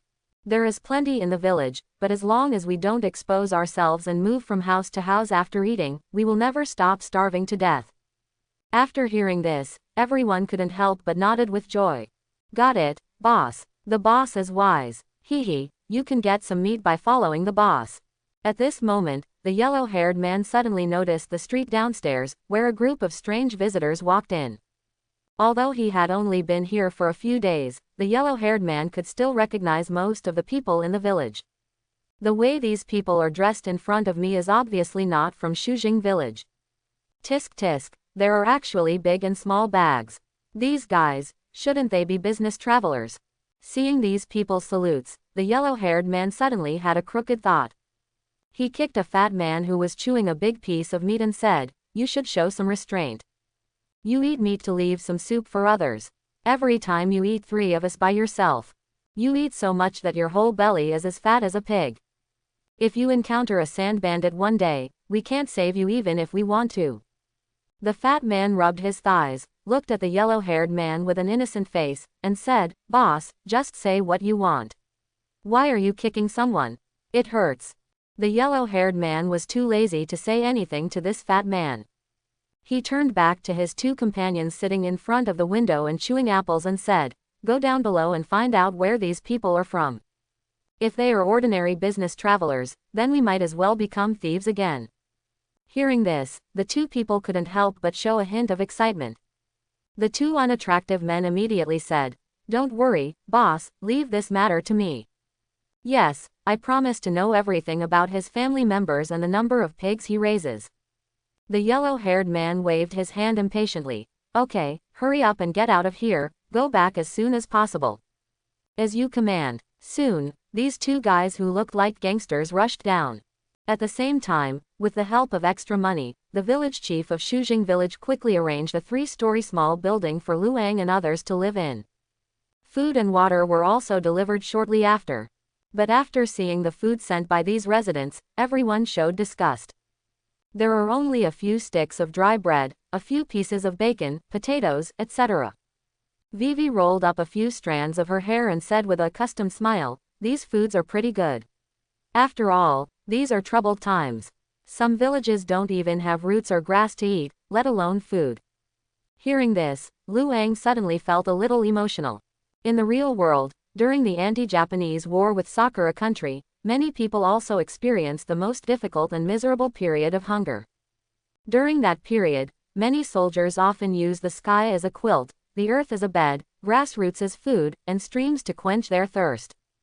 It is truly difficult beyond words, and the hardship is indescribable. Today's Alabasta seems to be almost the same as it was during the anti-Japanese war. Luang knew why everyone was so disgusted with it, because there had been various monsters appearing along the way, constantly providing all kinds of emergency food. Coupled with Shan Ya's super cooking skills, a variety of delicacies have been produced that will make people's appetites expand. If you insist on comparing these things with Shanya, it is indeed a bit shabby. But Luang also came from the countryside, and he could endure hardship. This little food was nothing to him. He took the lead and grabbed a hard piece of dry bread and gnawed it. It was okay if he didn't chew it, but once he chewed it, he almost doubted his life. This thing is actually as hard as a rock. Fortunately, he had punched the dragon before, which gave his teeth the power of a dragon. With this bite, he still managed to chew down the dry bread. But the hardness was like a stone, making it somewhat difficult for him to chew it in his mouth. Luang shook his head and said, "Forget it, this thing is too hard, you better not chew on it. We still have a lot of dried bacon left in the ceremony, so just eat it." Nami doesn't believe in evil. She thinks Luang can chew it, and she can definitely do it too. Then, without saying a word, she picked up a long piece of black bread and ate it. "Ah, my teeth hurt so much." With a sad cry of pain, Nami took out the black bread. As a result, there were only 2 faint tooth marks on it. The moment they saw this tooth mark, everyone was speechless. How hard is it so that people's teeth can only leave a little bit of tooth marks on it? When Luang saw this, he couldn't help laughing. "I've already told you, this thing is very hard and you can't chew it, but you just don't believe it." At this moment, a strange greeting suddenly came from behind. "Hi, big guy." Upon hearing this unfamiliar greeting, everyone turned their heads subconsciously. Then, Luang and everyone saw two men who looked ordinary and even looked a little bit sinister walking over. Hello, we are rebel soldiers stationed in Shujing village. I'm Zaba. I'm Yuka. The two people introduced themselves and walked towards the crowd very seriously. The man on the left, who looks very thin and named Zaba, said, "As rebel soldiers, we need to know more about your identity." The man on the right, with a round belly and slightly taller appearance, is named Yuka. He holds a mace and cooperates and says, "Yes, the area around the village has been very uneasy recently. We are worried that you people might be. Shah Thief is a fake businessman, so we need to interrogate him carefully. Please cooperate with us." Everyone was stunned when they heard the word, rebel army. Seeing these two guys, Luang finally remembered. He finally has some impression of this part of the plot. These people are not a mess of rebels, but fake hoodlums. They cheat and eat everywhere, pretending to be rebels, and they can win the support of villagers everywhere wherever they go. Because now everyone in the country has become suspicious of King Cobra, and even tends to be angry. They all hope that the rebels can completely overthrow the country. Now, only by placing hope in the rebel army can we liberate this country and bring hope of life to every city. Therefore, when they heard that the soldiers of the rebel army were coming, everyone had infinite respect and gratitude, and wished to give them the best things. For these people, the rebels are their hope, their future, and their angels. It's a pity that these people are not real rebels, but just gangsters who cheat and drink under the guise of rebels. Luang was particularly disdainful and even a little disgusted with this kind of guy who seemed to be chewing on the elderly. Obviously they are strong and capable of being self-reliant, but they still do this kind of stealing, eating and drinking. This is simply not a man, it is even worse than a dog. But Luang knew that now the whole village trusted them, so he was not in a hurry to expose it immediately. He has many ways to deal with such people. After hearing what these two people said, Luang grinned and said, "Oh, sure, what do you want to know?" When the two people heard that Luang was so cooperative, they instantly looked at each other and smiled. Zaba rubbed his palms and said with a bad smile, "Hee, it's very simple. Tell your names first." Nami said, "Captain, why don't you say anything? What if?" Luang waved his hand and said, "Leave all this to me." Then, he said to Zaba, "My name is Aruba Luang, and I am a bounty hunter. You can go back and report to your boss, and say that I will visit you personally later." Quote. Yuka was stunned for a moment. "Have you heard this name somewhere?" Zaba scratched his scalp and said with confusion on his face, "You said that, I seem to have some impression, but I can't remember it for a while." Luang. "Go back, we are going to be busy." Zaba nodded. "Oh, okay, I'll go back and report to the boss right away." Then he took Yuka and left in a hurry without saying a word. After they left, Nami came over and looked at Luang with confusion. "Captain, why did you expose all your information all at once? What if they are hostile to us? They are the rebels." Luang smiled and said nothing. He did not answer Nami directly, but looked at Vivi beside him with a smile. "Vivi, what do you think?" Vivi bit her lower lip lightly and said, "I don't know what to say. I always feel that these people are arrogant, and they seem to be a little different from the regular rebel army." Luang smiled and said, "Vivi should be more careful. You were right. These guys are indeed a little weird, and the reason why they are so weird is..."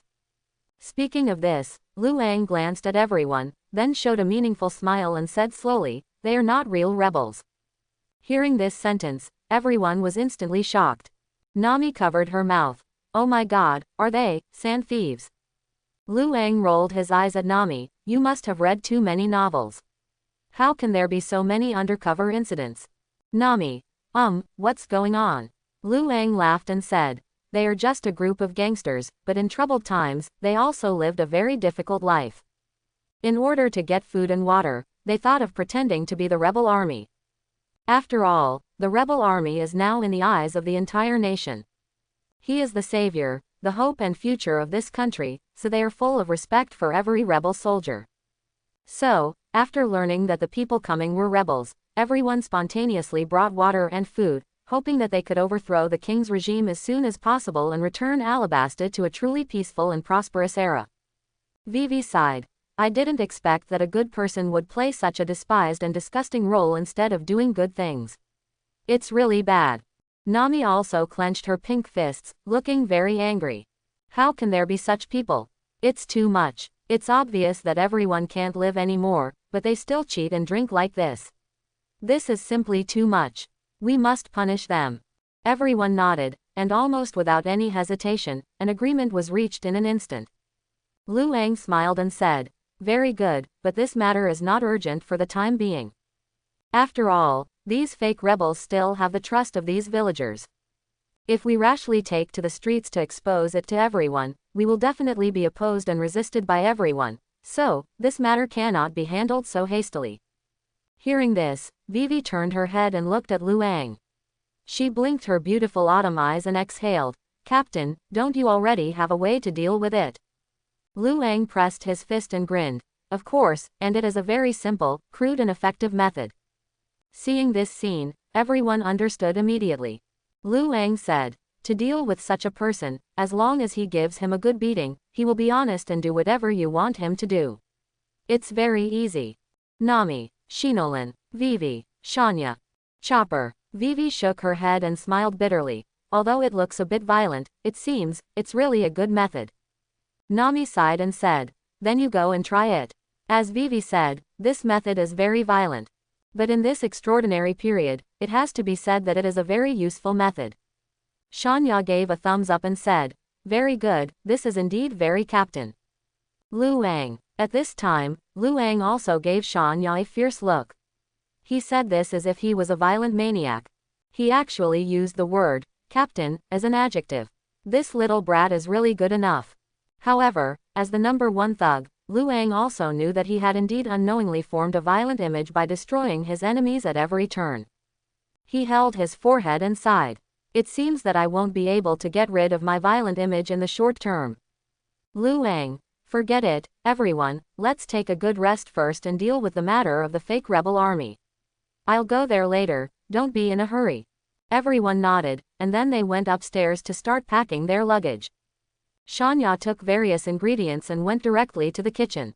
Fortunately, there was still a place for cooking in this old residential building. Soon, with Shanya's help, plates of fragrant and delicious meals were served. Because when he killed monsters in the desert before, Shanya would consciously dry some of the more suitable meat and save it. After all, when marching in the desert, food is a must. Without enough food, it would be difficult to survive, let alone walk out of the desert. Now that Shujing village happens to be here, we can use all the dried meat we saved before. Under Shanya's skillful hands, the meat of these monsters was displayed in various cooking methods. Baked, fried, steamed, boiled, stir-fried, etc. In less than an hour, more than a dozen dishes were all delivered to the table by Shanya. The dining tables here are naturally far inferior to those in the big ships. After all, this is a small village in troubled times, struggling to survive. It is extremely difficult to persist until now. Luxury goods, high-end goods, such things are almost unthinkable. Of course, everyone who witnessed countless tragic scenes along the way did not complain about this. Compared with the ordinary people of Alabasta in this troubled world, these people are already living an extremely prosperous life. Plenty of water and a steady stream of food gave them the greatest confidence to cross the desert. There were very few vegetables brought by the villagers, only potatoes and something called sweet potatoes. These are relatively drought-tolerant plants and can survive in the harshest deserts. Although the taste is so-so, after Shanya's amazing cooking skills, it turned into an extremely delicious delicacy. Although there is indeed not much water here, money can make a difference. After Lu Ang stuffed his second 10,000 yuan bailey, several barrels of water were quickly delivered. Seeing this, Vivi couldn't help but be stunned. Then she held her forehead and looked at Lu Ang helplessly shaking his head. "Captain, I have to say, you are really too proud." Lu Ang grinned and said, "It's not bad, I am a poor person and only have money left." Everyone. Vivi's expression froze and she was speechless for a moment. In this era of great pirates, he is probably the only bounty hunter who can live as well as Lu Ang. Almost all other bounty hunters live a day without a meal. Because they can't handle the big pirate with a high bounty. The bounty is low and not interesting, so they often have an extremely difficult time. In fact, you can only make ends meet by working part-time as a bodyguard. After all, there is only one Luang, and not everyone has his perverted power and can enjoy this meal safely. Soon, everyone had a nice hot bath. Although it seemed like a waste, the villagers could only shake their heads helplessly. People here basically haven't had a good bath for months. It's not that they don't want to, it's that water is too precious. Being able to have water and maintain a rhythm of survival is already an extremely luxury for them. In this desert, countless villages and towns died of thirst due to lack of water. Shujing village is considered the lucky one. Of course, money can make a difference. Although water is very precious to the people of Shujing village, compared to water, Pele, who can buy everything, is more attractive. Luang has provided the best proof of this with real examples. After taking a comfortable bath, everyone came to the table full of dinner that Shanya had already prepared and started to prepare to enjoy this rare food time. Luang smiled and said, "I can finally sit down and have a rich meal." Nami also exhaled and showed a very relaxed and happy smile. "Yes, if I hadn't just met this town, I don't know how long I would have endured it. The feeling after taking a bath is so comfortable." Shinolin and Vivi also nodded, looking much more relaxed. Obviously, they suffered a lot along the way. After all, girls still care about smell, especially the sticky smell of sweat. For those who like to be clean by nature, it is simply a huge torture. Chopper was also starry-eyed at this time, looking at the table full of delicious food with excitement. The black radish looks delicious, and the potatoes smell delicious. As a herbivore, even if he accidentally eats a devil fruit, he is only interested in plant-based meals. Shanya obviously took care of Chopper's eating habits, so he also deliberately made some adjustments to the portion and taste of vegetarian food. Luang smiled slightly and said, "What are you waiting for? Eat quickly." In the desert, there are not many opportunities to enjoy such a feast. Everyone was stunned for a moment, then picked up the bowls and chopsticks and began to pick them up without ceremony. Soon, all kinds of delicious meat dishes began to decline crazily at a speed visible to the naked eye. Luang, wait a minute, leave me a piece of that bone and meat. Ouch. Seeing that the last piece was actually taken away by Shanya, Luang couldn't help but twitch the corner of his mouth. He didn't expect that he would just add a vegetable dish, and planned to mix it up a little so that it wouldn't be too greasy. The next second, one of his favorite braised bones and meat was immediately eaten up by everyone, and not a single piece was left. Shanya glanced sideways at Luang, his expression seemed to say, "Captain, how about, please beg me?" Seeing this guy's slightly provocative look, Luang was speechless. He wanted to say, "Give me the meat," but he swallowed the words as soon as he reached his mouth. As an adult and a dignified captain, wouldn't it be too shameful for him to ask for a piece of meat from such a little guy? In the end, Luang gritted his teeth and chose to remain silent. At this time, Shanya suddenly raised his eyebrows and said, "Captain, do you want this piece of meat for you?" He originally planned to force himself to stop thinking about flesh and blood, but Luang didn't expect that this little kid Shanya would be so provocative. He gritted his teeth, glared at the guy with a look of displeasure, and said, "No need for that, lousy." Shanya shook his head. "Hey, okay, I also want to say that I am a little tired of eating. Do you want to give this piece to you? In this case, then I can only reluctantly eat it by myself." Quote. This guy really deserves a beating. Seeing Shanya looking very embarrassed, he put the red and tender bone and meat in his mouth and started to bite. Luang almost wanted to rush up and beat him up. If he wasn't afraid of beating him silly, everyone's food preparation would be a lot more troublesome. He would definitely give this guy a big shudder on the back of his head without any courtesy. Vivi couldn't help but smile when she saw this. She smiled sweetly at Luang. "Captain, I still have a bone and meat that I haven't eaten here. This thing feels too greasy. If you don't dislike it, I will give this to you." Bar. Hearing this, Luang almost burst into tears. Hey, the little girl is indeed sensible. Unlike the unfilial son next to him, who thinks about cheating Lousy and making Lousy angry every day. If you want to have a baby in the future, let's have a daughter. A thoughtful little cotton padded jacket is much more reliable than a ridiculous leather jacket. As a little cotton padded jacket, you can still keep yourself warm in the cold winter. Just pull down this leather jacket. You can't stand the cold in winter, and you can't stand the heat in summer. When I was young, I couldn't bear the burden. When I grew up, I couldn't afford to buy a house, a car, and a wife. Hey, how do you calculate it? Why is it not cost effective? How do you calculate it? How do you cheat? Lu Ang nodded, looked embarrassed and said, hey, no, why am I so embarrassed? As he spoke, Lu Ang quickly stretched out his wooden bowl to catch the bones and meat from Vivi's chopsticks. Shania, you said no, but you were quite honest with your body. At this time, Shania gave Lu Ang a hard look with disdain on his face. Lu Ang simply chose to ignore the contempt for the little brat. While he took a bite of the tender bone meat, he squinted his eyes, showing an extremely ecstatic look. Oh, this stuff is so delicious. Shania, Nami and others couldn't help laughing when they saw this. Were these two people enemies in the previous life? Why do they always like to fight like this?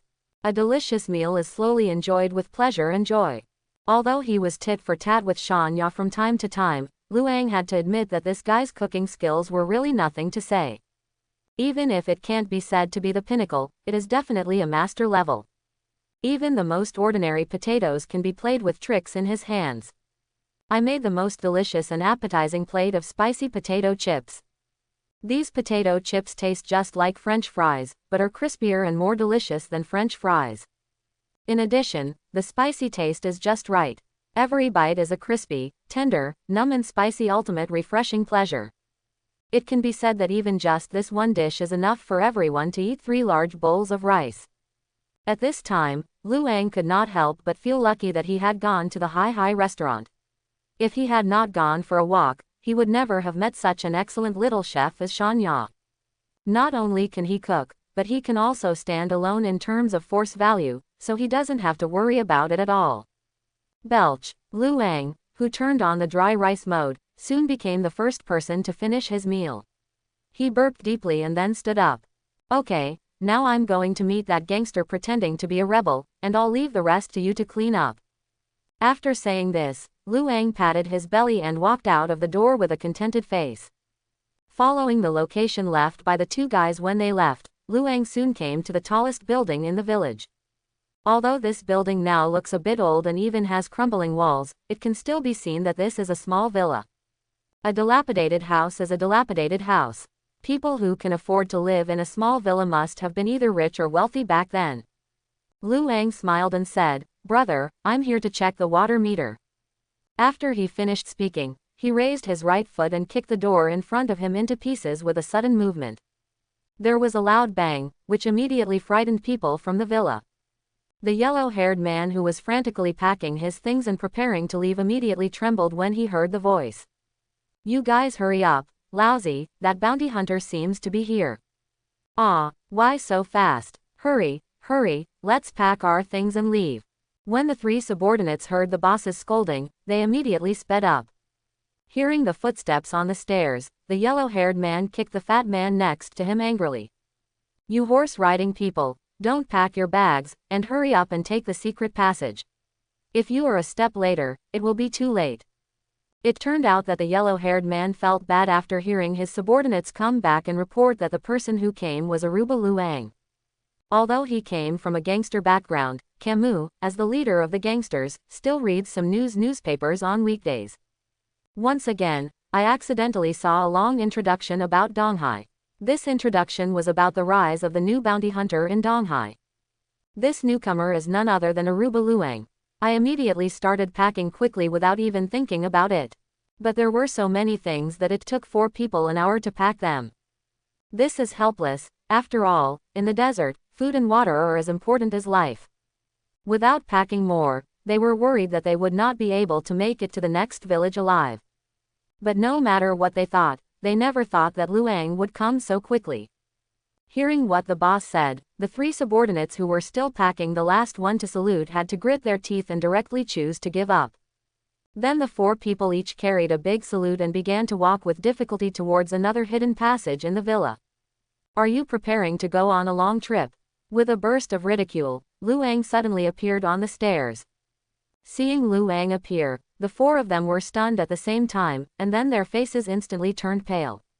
How could this evil star come so quickly? Camus swallowed, glanced at Lu Ang, and said with a smile, Yes, yes, we are planning to go out. Lu Ang's eyes were sarcastic, and he walked step by step in front of Camus. Going out? No, brothers, I think you are avoiding me. Chapter 91. After hearing this, Camus knew that there was no point in pretending anymore. He gritted his teeth and suddenly made a righteous and awe-inspiring gesture.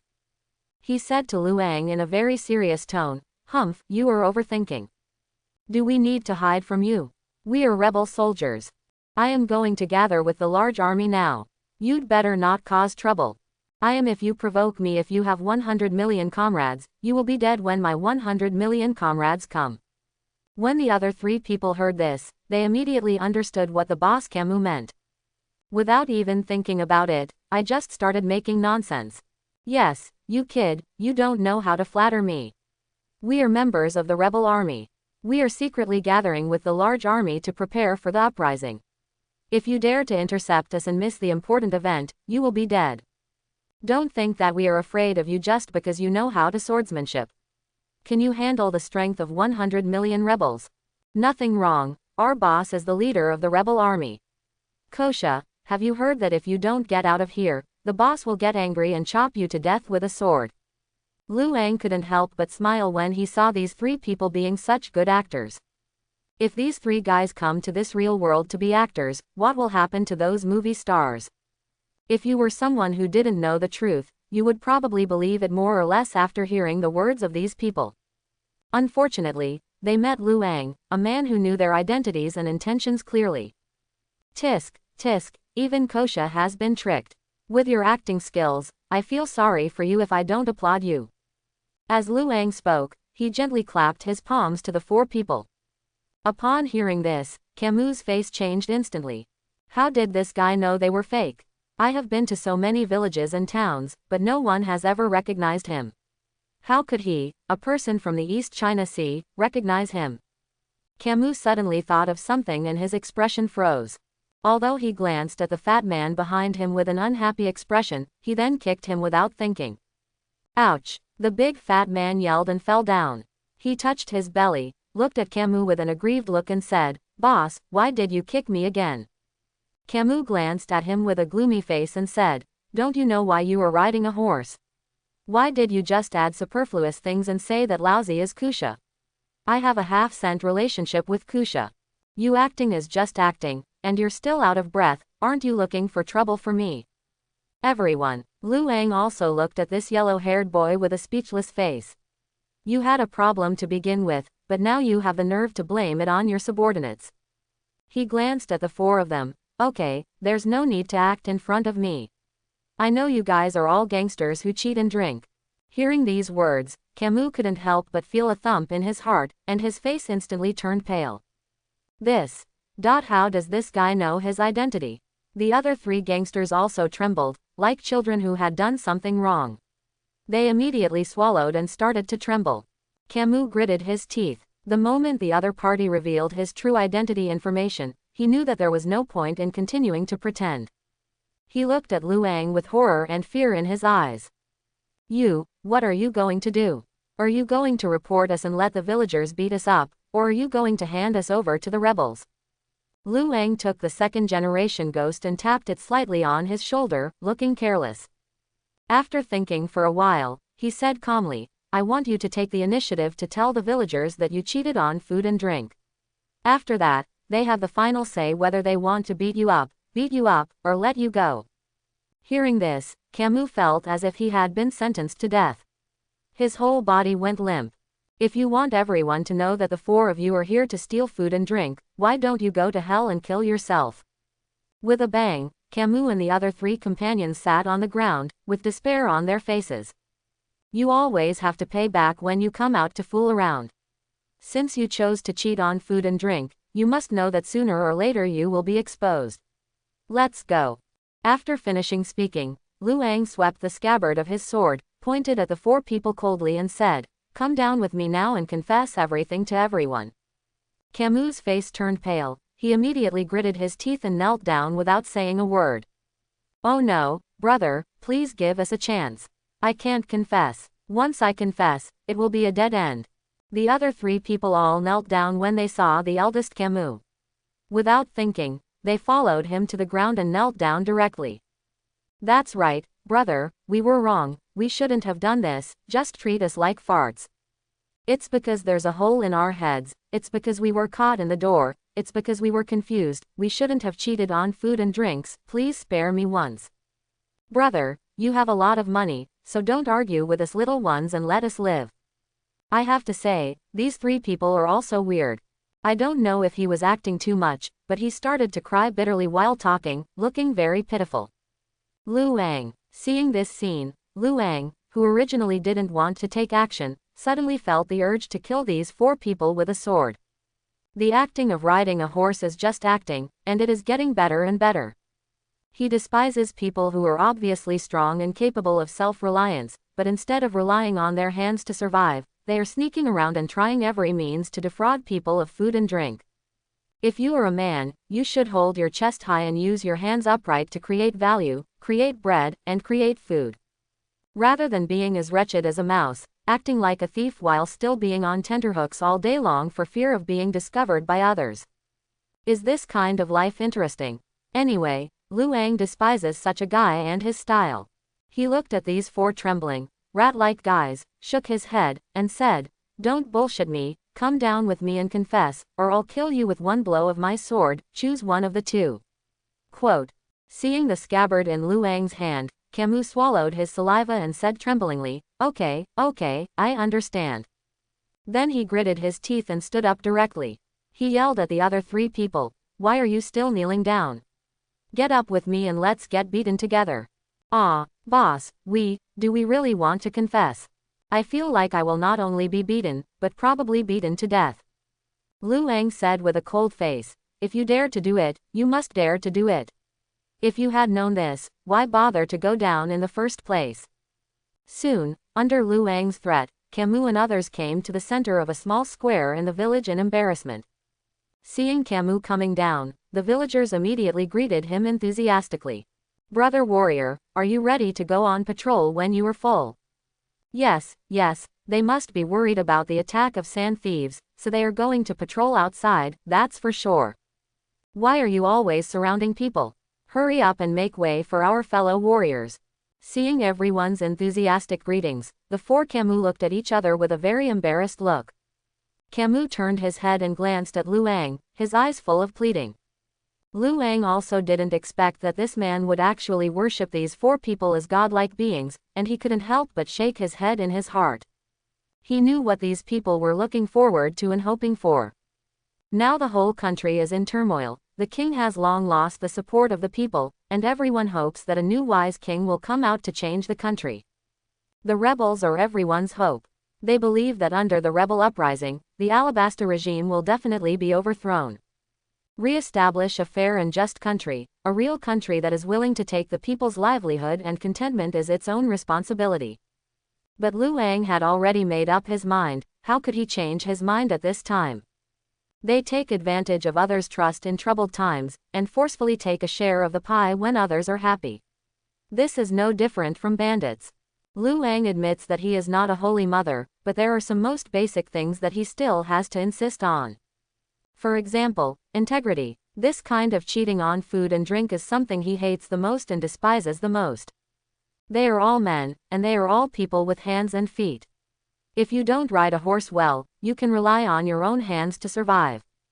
On the contrary, he is like trash, weak, coy, sneaky, cheating on food and drink. What kind of man is such a guy? You might as well just commit suicide and become a fool who can only rely on others for help. Lu Ang kicked Camus and said coldly, "Speak quickly." Seeing Camus being kicked, everyone immediately became angry and rushed over without saying a word. "How dare you be rude to our rebel soldiers, that's too much." Camus touched his butt, and when he saw this scene, he quickly said, "Guys, wait, don't be impulsive." Seeing what Camus said, all the excited crowd stopped for a moment. Camus glanced at everyone, swallowed a few times, and bit his lip twice. At this time, his mind was spinning crazily, and at the last moment when he was about to speak, a look of cruelty suddenly appeared in his eyes. Afterwards, the whole person hid behind the villagers. He pointed directly at Lu Ang and said to everyone, "This guy is the leader of the sand bandits. He just asked me to compromise and join them. Then he came to cooperate with others and robbed everyone in the village of food and water.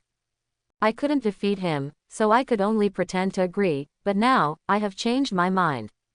For the sake of the big guy, I will expose this man's conspiracy even if I risk my life. Lu Ang never expected this scene. He never thought that this guy would suddenly change his mind and bite him directly. Obviously, he underestimated this person's scheming and fortitude. Upon seeing this, the other 3 companions, who were particularly good at cooperating, immediately came behind the villagers, pointed at Lu Ang and roared, "Yes, don't be deceived by his appearance, he has other things. Several of my companions are sand thieves, especially this guy. He is also the leader of the sand thieves. Although we can't defeat him, we can't just kill the big guy with our eyes. How can we be worthy of your daily care? Yes, biting back is what a white-eyed wolf would do, and there is no way we can do it. No matter what, even if we die today, the 4 of us will advance and retreat together with the big guys. If we want to live together, we will die together." Hearing what these 4 people said, the villagers in Shujing village immediately burst into tears. What a good rebel soldier, fearless in the face of danger and thinking of the people at all times. Even if he were to die, he would never kill the villagers. Where could he find such an upright, above-board, and selfless hero? Sure enough, when these extremely respected residents who had been brainwashed by Camus and others heard this, they immediately looked at Lu Ang with anger in their eyes. The village chief touched his beard and said, "Humph, I felt from the beginning that you guys are not good people. No wonder you are so generous. There is indeed a conspiracy." The other villagers also nodded. "Yes, we haven't seen 10,000 yuan of Bailey's money many times throughout the year, and you guys actually get one every time you make a move. This is obviously wrong. It turns out you have a plan. Quote, it's so insidious and vicious. How dare you threaten our rebel soldiers? It's so funny and you underestimate them. Yes, they are great heroes for the country and the people. How could they be controlled by thieves like you? You'd better give up. There's no need to talk nonsense with this guy. If we go together with this guy, I don't believe he has 3 heads and 6 arms and can deal with so many of us." Under the command of the village chief, everyone picked up carrying poles, hoes and other weapons and prepared to kill Lu Ang. At the same time, Camus and others hid behind the villagers, showing extremely sinister and despicable smiles. So what if you are a master of swordsmanship? So what if you are a bounty hunter? You, a brainless young man like you, still want to fight with me, Uncle Camus? You are too young. It's better to go back and learn from your mother what wisdom is, and then come over and have a few tricks with Lousy. Seeing everyone rushing forward without saying a word, and seeing the sinister smiles of the 4 Camus hiding behind the villagers, Lu Ang looked indifferent. Without saying a word, he pulled out the 2nd-generation Kidetsu. There was a loud sound of swords, and a terrifying and cold murderous aura instantly enveloped the entire Shujing village. Feeling the terrifying chill that instantly dropped by more than 10 degrees, everyone shivered violently. They were originally filled with anger and passion, and wanted to give Lu Ang a good beating, but they immediately stopped. What kind of murderous intent is this? Is the man in front of me really just the leader of the sand bandits? So, such a terrifying murderous aura, why can't I feel like I can't move? Who is he? I saw the purple sword light passing through the air, like a death light from Juyu, and everyone's heart skipped a beat. As if being cut off by ghost in an instant, everyone trembled violently.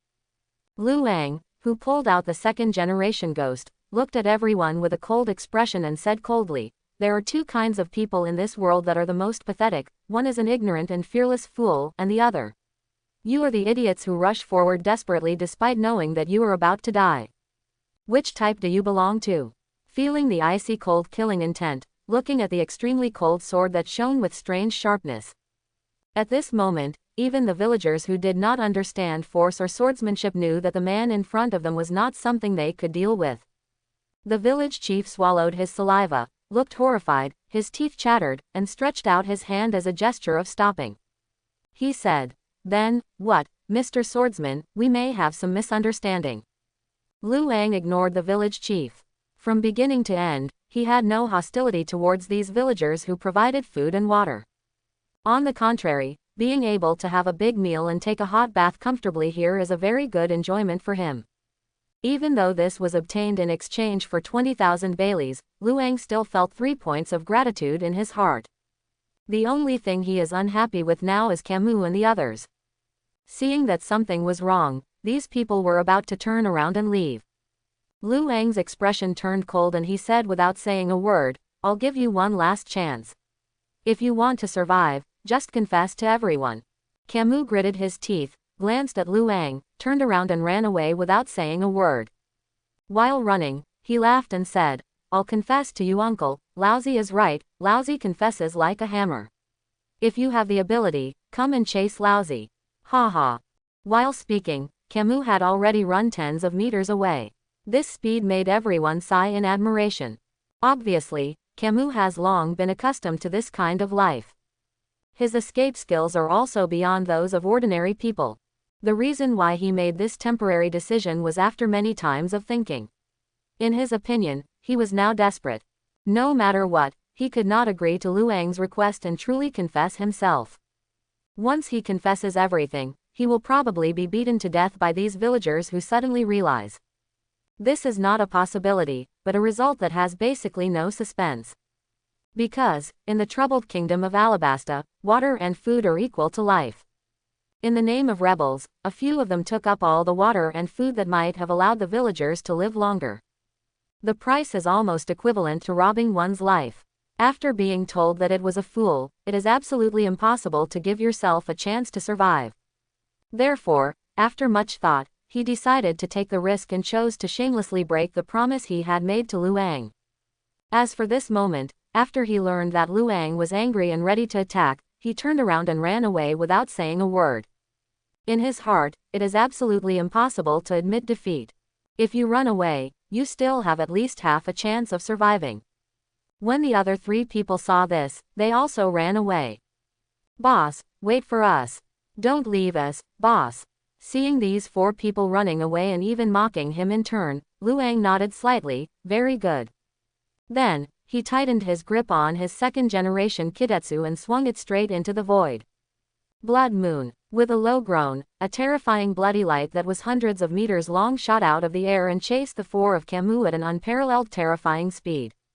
The next second, a bloody scene appeared that made everyone's scalp numb.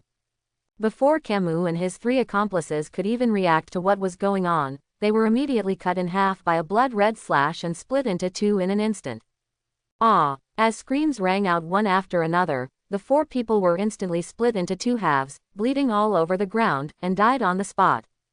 Seeing this scene, all the villagers in Shujing village couldn't help but gasp. This swordsmanship is too cruel, too scary, too terrifying, right?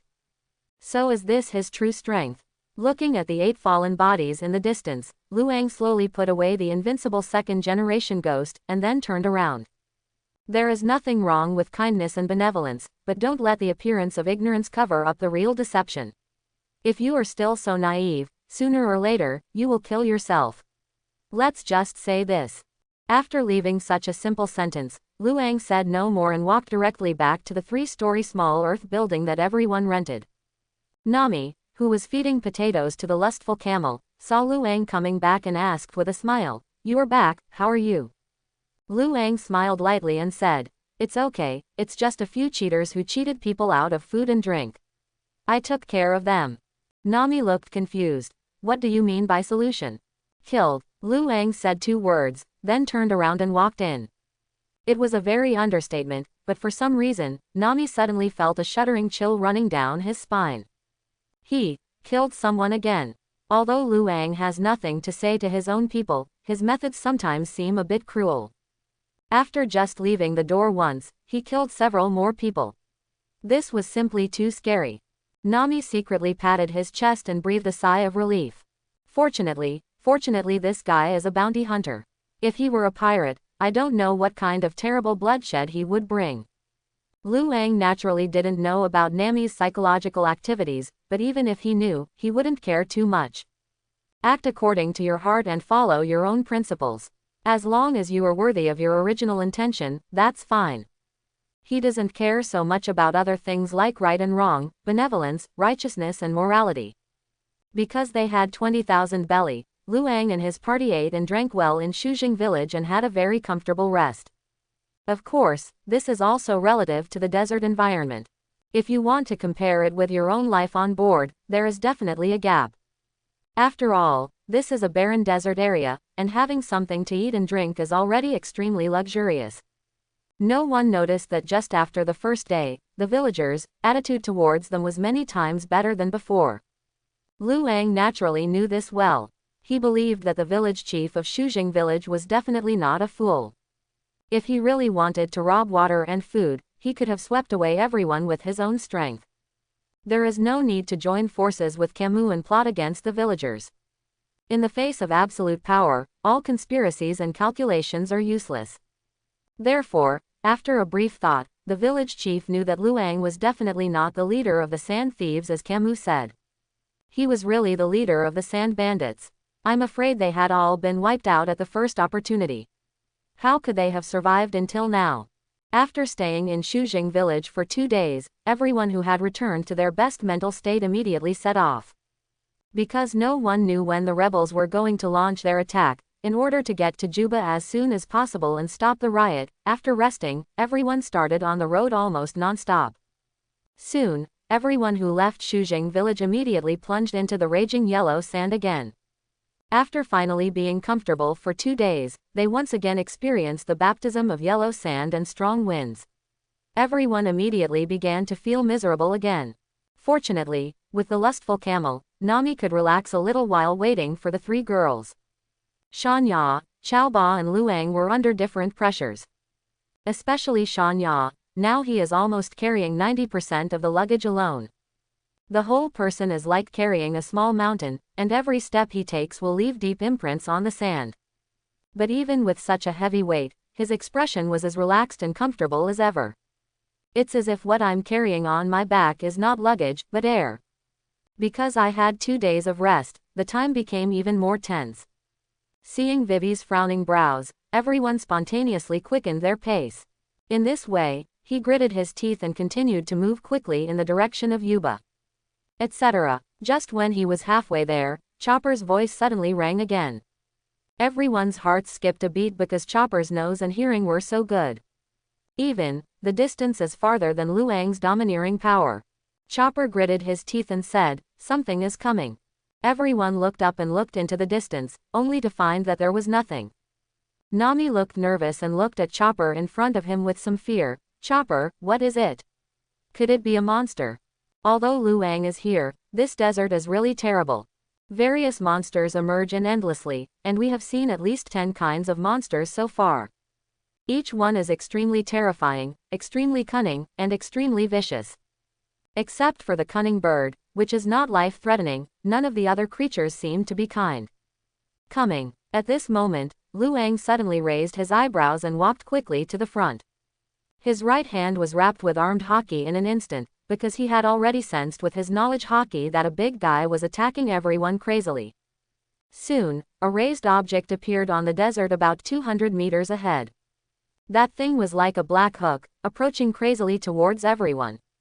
Just when the thing got closer to about 100 meters, a bulging pile of sand appeared on the entire desert. This sand pile is 3 meters high. Obviously, the size of this guy is far beyond imagination. Then, 100 meters, 90 meters, 80 meters, 70 meters, 60 meters, 50 meters. When it reached almost 30 meters, this thing finally jumped up from the ground. Then, a black hairy crab with 2 pincers, like a peerless beast, appeared. Vivi covered her mouth and lost her voice. It's the desert devil crab. This black hairy crab has a poisonous scorpion-like tail and 2 pincers that are 5 meters in size. The whole body is 40 to 50 meters high, like a huge mountain, which looks like it blocks the sky and the sun, making people feel despair and terror. Chopper and Luo Tuo's eyes widened, they trembled, and their legs went weak. The desert devil crab, with a pair of big blood-red eyes, is looking at everyone with a bloodthirsty look. A big mouth on its abdomen opened, revealing 4 rows of extremely ghastly and terrifying fangs. Looking at the densely packed and extremely sharp fangs, no one would doubt whether there would be any trace of flesh and blood left behind after being swallowed. Shinolin said, "What is a desert devil crab?" Vivi trembled all over and her lips turned white. She said with a trembling voice, "That is one of the most terrifying creatures in the desert. It is the top overlord. Any creature will shy away when encountering it, because this guy is as terrifying as a devil. Any creature under its mouth will. It is as fragile as paper, and its pliers can easily cut steel, and its tail hook is also extremely poisonous. No matter what it touches, it will be poisoned and killed instantly." Just as she was speaking, the desert devil crab had already opened its mouth full of fangs, and then raised its pliers high. Obviously, it was going to use its pliers to pick up everyone as food.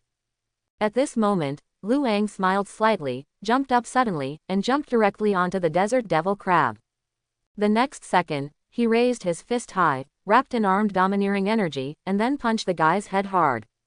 Boom! There was a loud noise, and before the desert devil crab had time to extend its pincers, Lu Ang punched most of its body into pieces. Countless terrifying green blood carried various internal organs, and the minced meat shattered directly along with the body. The lustful camel reacted quickly and immediately took Nami and the three of them to escape from the rain of flesh and blood. Chopper also dodged in time, successfully escaping the despicable green bodily fluid in the small gap. Ding! Congratulations to host for hitting the desert devil crab, power plus 80. Hearing this happy voice, Lu Ang couldn't help but grin. As expected, it is indeed a overlord level creature, and it actually gives itself a full 80 points of strength bonus in one fell swoop. Including the original powers, now he should have 500 points of power. It has 500 times the strength of an ordinary person. Even a warship probably can't resist the power of his own punch, right? No, let alone a warship, it's just a mountain. I should be able to blow it up myself. Seeing the desert devil crab falling to the ground and falling apart, Lu Ang couldn't help but smile. Although this thing looks quite scary, the blessing it gives you is quite impressive. With a full 80 points of strength, this should be close to the Poseidon type. The smallest Poseidons are over 100 meters tall, so their strength should be 100 points. Lu Ang has no doubt about this. Therefore, this desert devil crab can bring him 80 points of blessing, and he is very, very satisfied. Nami pouted her little mouth and whispered softly, "Is it my imagination? Why does it seem that no matter how powerful the monster is, he feels very pitiful after meeting the captain?" Vivi chuckled. "Don't be like this, the captain also spent a lot of effort." Shinolin also had a pretty face with a smile. "Nami, if you say this, the captain will be very sad when he hears it." Lu Ang pouted. "I've heard it." Nami. After killing the desert devil crab, everyone laughed and quickly set off happily again. This devil crab seemed to be the last difficulty arranged by God for everyone. From then on, there were almost no other monsters encountered. Apart from that, we didn't encounter any more sandstorms. After about 3 days, Chopper's voice sounded again. "There seems to be a town ahead." Nami's eyes lit up with surprise. "Is Yuba here?" Vivi looked at the front blocked by the yellow sand and said with some uncertainty, "If it's a town, it should be Yuba. Let's speed up and catch up. Maybe they haven't really set off yet, and maybe everything can be done in time." Quote. Everyone nodded and then continued to quicken their pace. About half an hour later, when everyone arrived in the town, everyone was silent. Because all he saw before him was a devastated abandoned city that was mostly buried by the desert. Like the water capital I saw before, this place is also a deserted and dead place. Looking at the familiar building, Vivi's eyes widened with disbelief on her face. How could this happen? Where are the others? Isn't this the place where Kosha and the others gather? Where are they? At this moment, Chalba's ears twitched slightly, suddenly turned to the left, blinked his eyes, and said, "There seems to be someone there." After hearing this, everyone rushed over immediately.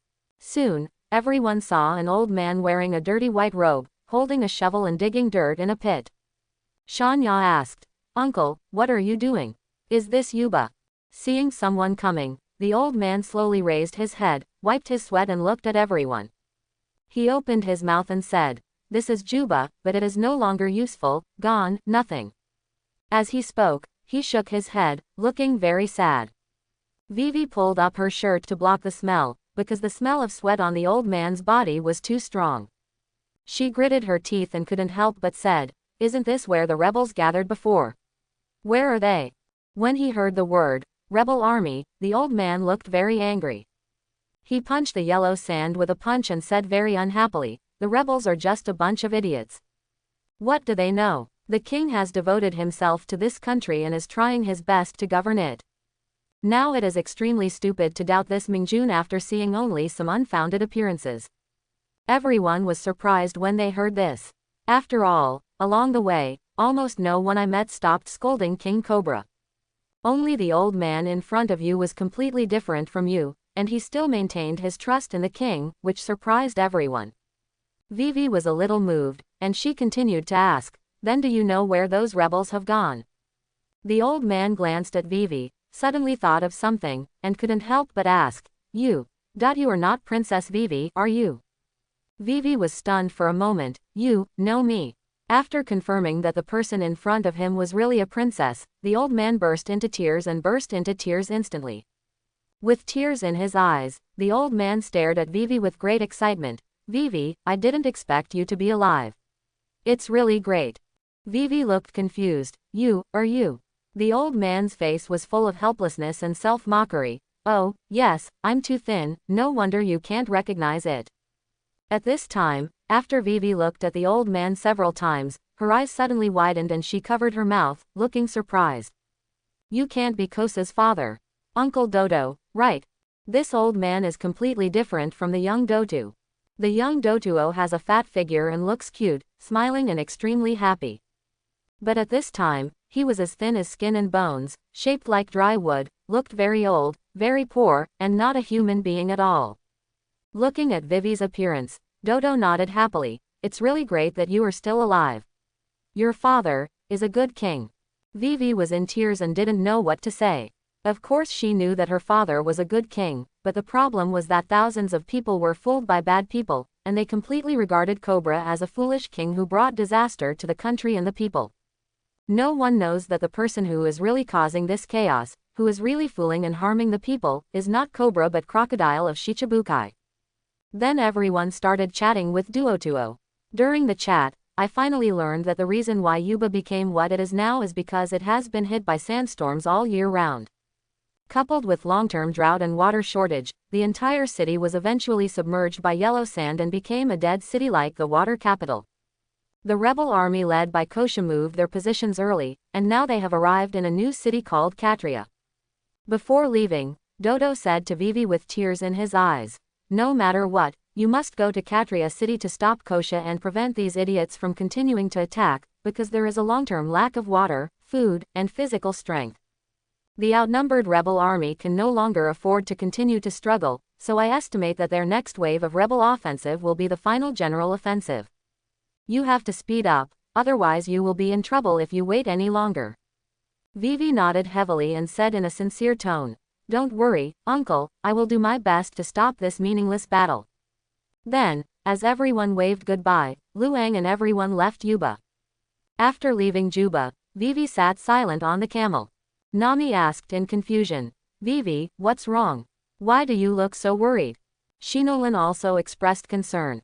Are you worried that we won't be able to keep up with the rebels' movements?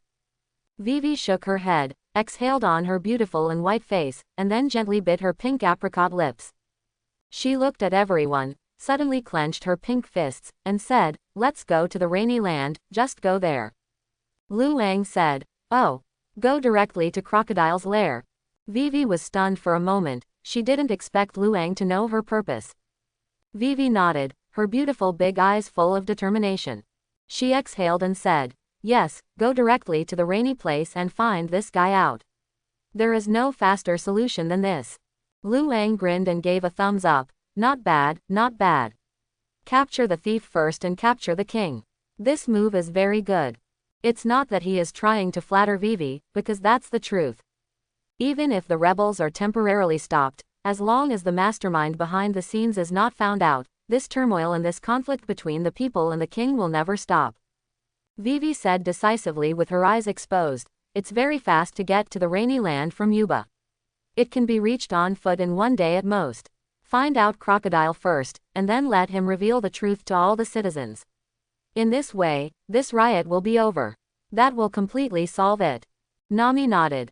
Okay, now that we have decided, let's set off and let's defeat Crocodile together. Shinolin held his jade white fist, down with Crocodile. Chopper and Shanya also shouted at the same time, down with Crocodile. Lu Ang smiled lightly. Let's go, no matter how loud the slogans are, we still need to take practical actions. Afterwards, everyone changed their purpose and headed directly in the direction of Yudi. On the way, Vivi also gave a brief introduction to Yudi. It is said that this is a beautiful place called the City of Dreams.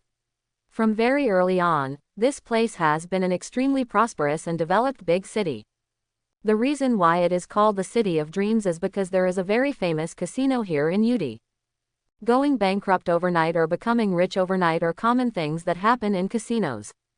Vivi said, there is a very famous saying in Rainland Casino. If you love your friends and family, then bring them to Rainland Casino, because this is a paradise for getting rich. If you hate your enemies, then bring them to Rainland Casino. They come to Rainland Casino because it's a hell of a place to lose your money. Hearing this, Nami couldn't help but flash the gold coin symbol in his eyes. She turned her head and pinched two small pink fists with delicate skin color, her face full of excitement. Nami gasped and said excitedly, Casino.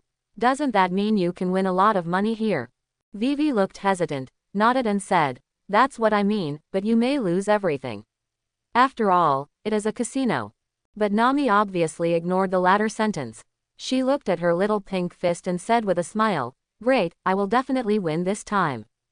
Vivi, Shinolin and Vivi looked at each other, both of them showing helpless smiles. Obviously, they underestimated Nami's love for money. Lu Ang was not surprised by this. It may be that Nami has experienced the exploitation of the evil dragon One Piece since she was a child, which made Nami understand the preciousness and importance of money from a very young age. Therefore, even if the evil dragon has been killed, the sensitivity to money that has been hidden in my heart since childhood still exists. Of course, only Lu Ang, who has watched the original plot, knows this kind of thing. It is impossible for others to know the secret. With everyone rushing on the road non-stop, they finally arrived at Yudi in the evening. After arriving here, everyone clearly felt the extraordinary prosperity and excitement here. There was a flow of people, vendors, travelers, and residents everywhere, and it was obviously more popular than the cities, villages, and towns we had encountered before. Chopper looked curiously at the street stalls and various new gadgets sold in the shops. Vivi and the three of them sat on the lustful camel and walked forward. Nami twisted her cute little head and looked at Vivi with expectant eyes. Vivi, where is the casino? Vivi had a wry smile on her face. Sister, you must never forget that this trip is not to make a fortune, but to find out Crocodile. But thinking so, Vivi still stretched out her index finger and pointed to a luxuriously decorated, castle-like place in the distance. Over there is the casino in Rainland, and its name is Fantasy Casino. Shanya curled his lips, and after being silent for a long time along the way, he rarely spoke. Nami, shouldn't we go to Crocodile first? Nami's expression froze for a moment, then he touched his ears and suddenly came to his senses. She put her index finger on her chin and smiled awkwardly. Yes, we should kill that guy first. At this time, Lu Ang couldn't help but sigh with emotion when he saw the flow of people that was obviously much larger than that in other areas. It is indeed the City of Dreams. I guess many people want to come here to make a fortune. Others don't know much about this kind of gambling, but Lu Ang knows it very well. There are always people who want to go to the casino to get rich overnight. But most people will suffer a huge loss, lose everything, and lose their wives and children. Gambling is Pandora's box. No matter who you are, no matter how good your gambling skills are, don't open this magic box easily. Once opened, what you release will basically be devils, never angels. When the devil comes out, there is only one direction for you, and that is to take you to hell. Therefore, you must never touch this crappy thing like gambling at any time. Of course, that's for others. For Lu Ang, who has the domineering power of knowledge and knowledge, losing every bet is an extremely difficult thing. He seems to be cheating. He can see the answer immediately, and it is impossible for him to lose at any time. At this moment, a burst of noise suddenly sounded quickly from not far away. Hurry up and catch him, don't let him escape. Follow up, Keep up, keep up. Straw Hat Luffy, don't run. Hearing this familiar shout, Luang and everyone subconsciously looked to the right. Then, everyone saw Luffy, wearing red shorts and a straw hat, running out of an alley with a wide grin. Behind Luffy, a group of Marines armed with swords, various rifles, and muskets were chasing after him desperately. Not long after, a stream of white smoke was seen flying straight from the air behind Marine, quickly chasing after Luffy. When the white smoke approached, a middle-aged man wearing a white Marine cape, with white hair and 2 cigars in his mouth appeared in the air. When he saw this guy, Luang couldn't help but smile. I didn't expect that this guy like me is so destined. We have met several times. At this time, Luffy just passed by Luang and the others, and his running speed was indeed extraordinary. Humph, where do you want to run? Smoker snorted and sped up again to catch up. Maybe he was focused on chasing Luffy, so Smoker didn't notice Luang and flew over directly. Not long after Smoker left, Dasky with glasses behind him also caught up. At this time, Dasky's corner of the eye happened to glance at Luang and the others, and her cute little round face couldn't help but reveal a look of surprise. Luang smiled and said, "Long time no see, I didn't expect that we are so destined to meet again in the blink of an eye." Dasky. She glanced at Luang and Feng Clay beside Luang. "Don't try to get close to me, remember what you promised." After saying this, Dasky immediately turned around and ran up. Seeing Dasky disappear from everyone's eyes in the blink of an eye, Luang scratched the back of his head and couldn't help but feel helpless. "It's like I owe her millions." Shanya glanced at Luang. "It's not millions, it's tens of millions." Luang was stunned for a moment. What tens of millions? When did I owe him tens of millions? Shinolin's beautiful eyes turned and she suddenly understood something. She covered her mouth and smiled. "Sir, Shanya means that you owe her a reward of tens of millions for this criminal, which is almost the same as owing someone tens of millions." Luang. Chopper turned his head at this time, saw Vivi and said, "Vivi, is the crocodile you mentioned in the Rainland?" After hearing this, Nami quickly asked, "Yes, Vivi, where does that nasty guy live? Let's kill him right away." Vivi's expression was solemn. She glanced at everyone, and then her eyes fell on Luang. She slowly raised her right hand and pointed at the golden building in the front, her red lips parted slightly. "That's right there. It's the headquarters of Baroque Studio and Crocodile's home, but..." Quote. Speaking of this, she suddenly looked worried. Her beautiful eyes were fixed on Luang, and she bit her beautiful red lips heavily, with a tangled look on her face. "Captain, you may not know that there are at least 1,000 billionaire elders near Baroque Studio. The strength of these people cannot be underestimated. Each of them can fight 1 against 10. After killing them, you may have to face senior cadres that are several times more powerful. Only after you kill those senior cadres can you have a chance to face Crocodile." Luang glanced at Feng Clay, who had numerous wounds next to him, and said to Vivi, "It's unnecessary for you to worry about that. I can kill this guy with 1 sword, and I can also kill other people with 1 sword, including..."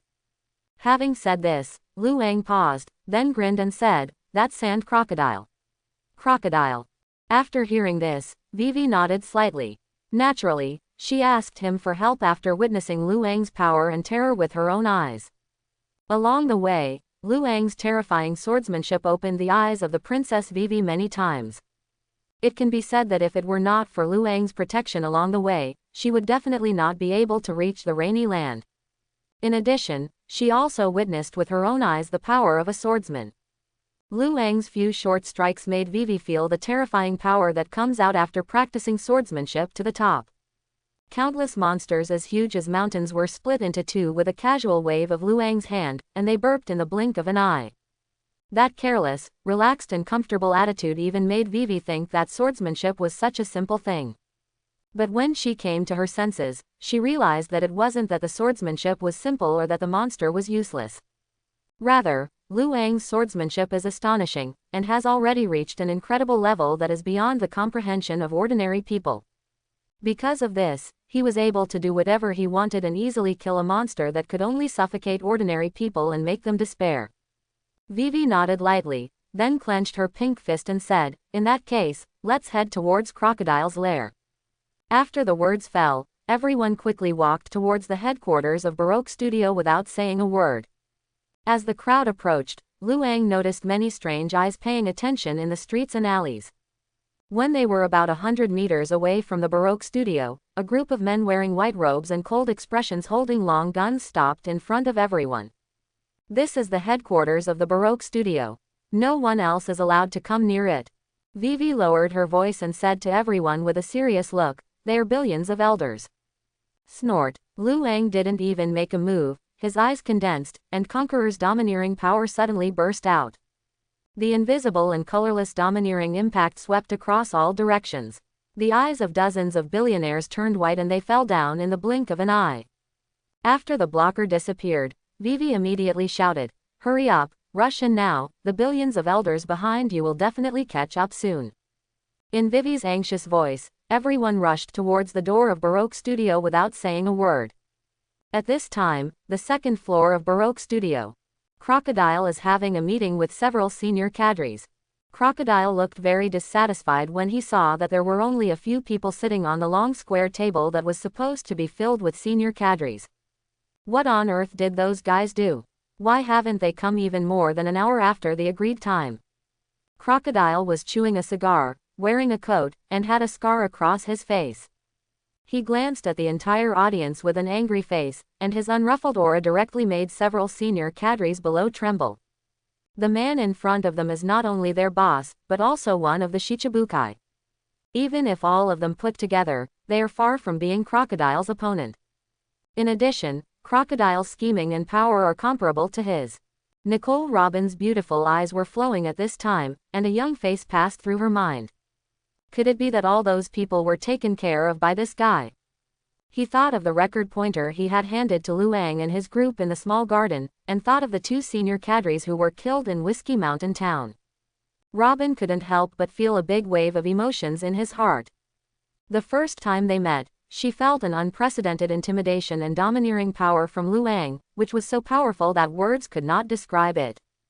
Different from the aura of a superior person like Crocodile who is not angry and assertive, Luang is like an endless sea, like a vast expanse of stars, and like a bottomless and terrifying abyss. His power and murderous intent are like a peerless Shira, so powerful that it makes people suffocate and terrifying. Although it was only a very brief contact, Robin knew that Luang's power was by no means inferior to Crocodile. As for those senior cadres, if she had not guessed wrong, they would have been killed by Luang in all likelihood. At this moment, the sensitive Crocodile suddenly glanced sideways at Robin. "Miss All Sunday, did you think of something?" Robin broke out in a cold sweat and said quickly, "Oh no, I'm just wondering why a few people who are usually so punctual are late for such an important time. Is it possible that something happened to them?" Robin's words made Crocodile look a little ugly, which was also what he was most worried about. He glanced at everyone and said, "Do you know the news about the other cadres?" Everyone looked at each other and shook their heads slightly. They have always been cautious about their words and deeds towards this boss. They dare not say a word about anything they are unsure about. This boss is moody, and he is also a terrifying devil fruit user. If he accidentally said the wrong thing and offended him, he would definitely die without knowing it. At this moment, a knock on the door suddenly came from outside the door. Crocodile glanced at Robin and said, "Miss, on Sunday, are you going to see if the officials are here?" "Okay." Robin nodded, turned and walked over. Just when she walked to the door and prepared for the gate of opening, there was a bang, and the entire iron door was suddenly punched and flew in. Robin's expression changed and he immediately dodged away. And at this moment, a group of familiar faces appeared in front of Robin. The moment he saw these people, Robin's expression changed drastically. Her beautiful starry eyes kept trembling, obviously she couldn't believe what she was seeing. How could it be them? Robin was dumbfounded the moment he saw Luang and Luang's crew. She never thought that Luang and others would appear here, at this moment. This is simply incredible, unexpected, and unexpected. Luang seemed very satisfied with the look of astonishment on Robin's flowery face. What he wanted was this kind of effect, otherwise how could it be called a surprise attack? Luang raised the corner of his mouth slightly, looked at Robin with a shocked face, and said with a smile, "Where is your boss? Did you prepare some good tea for me?" Crocodile, who was not far behind him, was obviously shocked by the sudden intrusion of Luang and others. Crocodile was wearing a coat, holding a cigar in his mouth, and had a stitched scar on his face from the left side of his face to the right side of his face. He walked to Robin's side with majestic steps and a gloomy face, looking at Luang with a very ugly expression. Do you know where this place is? You dare to invade Laozi's territory. Don't you want to live? Luang knew how powerful Crocodile was, so he took the lead and walked out directly. He clenched his fists, looked at Crocodile with a smile, and said, "Of course I know where this place is. It's the headquarters where you drink tea and pick up girls." Hearing the words, chaotic world, Crocodile's expression changed slightly. He squinted his eyes and looked at Luang condescendingly. "Boy, please speak to Laozi. In this world, Laozi is just the boss of Baroque Studio. Apart from that, you must pay the price for breaking in." As he spoke, Crocodile said to the cadres behind him, "You guys, hurry up and get rid of these useless garbage for me." Obviously, as the boss, he disdains to do it himself and hopes to let his subordinates clean up these unexpected uninvited guests for him. After hearing Crocodile's order, 4 senior cadres rushed over from the round table without saying a word. These 4 people, Luang, knew that an old woman with a mole nose was a guy who ate mole fruit and could dig tunnels. One is a man as fat as a hill. His big iron rod is paired with the old woman and can give the enemy a hard blow. The other purple-haired woman with a slender figure, scantily clad clothes, and bulging breasts is a devil fruit user with the thorn fruit's ability. Her ability is to turn every part of her body into extremely sharp thorns to stab the enemy, which is extremely cruel and vicious. The last one is the strongest senior cadre, and the devil fruit killing user Mr. One, whose ability is second only to Crocodile. His ability is to turn his body into various hard and sharp knives, giving the enemy the most terrifying blows. This big guy is indeed very powerful. Although Luang has not experienced this personally, he has experienced it from the original plot. Zoro back then was almost killed by this guy. He can produce steel slashes all over his body, without any flaws at all. If Zoro hadn't understood the secret of the powerful sword at the end and succeeded in further sublimating his swordsmanship, he would have been killed by this guy. However, his return to strength was only at the beginning of this great channel. If it is really placed in the middle of the flavor channel, any rising star can beat this guy to a pulp. But none of this matters anymore. No matter how powerful he is, he still can't stop his own sword. Luang, you guys all step back. These people, let me come. Nami, Vivi and others all knew that now was not the time to joke, so they all retreated to the door without saying a word. At the same time, 4 senior cadres also rushed toward Luang with grins. Robin watched this scene in silence. No one noticed that a look of pity flashed across her eyes at this moment. Of course, this look of pity is not for Luang, but for 4 senior cadres. These guys are dead. Robin sighed secretly in his heart. Mizitz's 2 fingers are the purple-haired woman wearing revealing clothing and bulging breasts. She had fluffy hair and rushed towards Luang with a sneer on her face. "Although I don't know who you are, you shouldn't provoke the boss. Just let my thorns prick you into a sieve." As she spoke, her hands and fingers turned into terrifying black thorns that were more than 1 meter long, ready to stab Luang into a sieve. Mr. One's right hand turned into a sharp blade, lowered his eyes, and followed Mizitz's fingers with an indifferent expression. "Feel the feeling of being cut into pieces by a knife, Mochin-zan." Another man who was as tall as a mountain and holding an iron bar followed the 2 of them panting. It was obvious that carrying this big iron bar was not a small load for him. "Quack, quack, let's see how I dig out your heart." The red-haired old woman with a mole nose laughed evilly, and then she suddenly dived into the ground. Crocodile glanced at Luang casually, then turned around casually and walked towards the conference table in front of him. Looking at Crocodile's disdainful back, Robin showed a trace of ridicule. "Crocodile, you are still so arrogant and arrogant. Just wait and see how your men are killed." Almost as soon as Robin's thought flashed across his mind, an indifferent low groan sounded in the void. The bloody wind, the rain of blood. It was a very simple, very ordinary 4 words, but in an instant, it directly detonated a bloody tornado that covered the sky and the sun, shocking the world. Luang swung his sword, one of the most terrifying killing moves, and a bloody storm suddenly swept out from the second-generation Kitetsu sword in an instant. As if the terrifying blood dragon swept out from hell, it tore through the void in an instant, penetrated the earth, and swept away directly with the extremely powerful, extremely arrogant, and unparalleled terrifying Kamui. Immediately, a scream came from the ground. The bloody tornado can not only tear through the void, but also penetrate the heaven and the earth. The old mole woman was torn into pieces by the tornado that penetrated the earth before she even had time to touch a single hair of Luang. At the same time, the 3 senior cadres on the ground also suffered the horrific baptism of this bloody tornado. Mizuts's fingers and Mr. One's had no chance to touch even one of Luang's fingers before they were swallowed up by the powerful and terrifying bloody tornado. Along with a burst of screams, flesh and blood flew out from the sky instantly, turning into a rain of blood falling down from the sky. The bloody rain after the bloody storm is the most frightening and chilling aspect of this move. Because those rains of blood are none other than rain made from the enemy's blood. Because Mr. One is made of steel, the bloody storm this time did not tear him apart completely, but left countless sword-like scars on his body before throwing him out. As for the cadre at the back who was carrying a big iron rod, he was not so lucky. He was not even a devil fruit user. Therefore, he was swallowed up by the bloody tornado in the blink of an eye. He also turned into a blood-colored raindrop amidst the screams, which made people feel miserable, and fell from the sky. Robin shouted at this time, "Boss, danger." Crocodile never expected that Luang could kill 4 cadres with one sword, let alone that the power brought by this sword was so terrifying. Crocodile's eyes widened as he looked at the bloody tornado that had already torn apart the ceiling and penetrated the sky and the earth. How come? The thought of disbelief just passed through him, and the next second he was swallowed up by the bloody tornado that was as fast as a dragon and a tiger.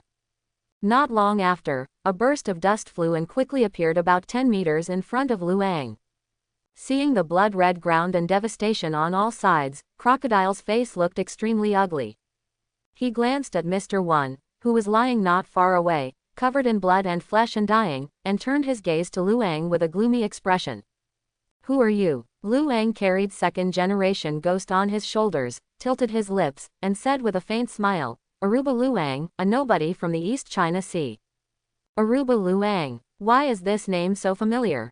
Crocodile chewed the name at the corner of his mouth, seeming to be somewhat impressed. At this time, Robin crossed his arms and said with a solemn expression, "He is the newcomer from the East China Sea who was on the back page of the Seagull newspaper a month ago, a East China Sea rewarder who captured the legendary great pirate and murderer Luca. Golden Hunter." After hearing this, Crocodile finally figured out why he was so familiar with this name.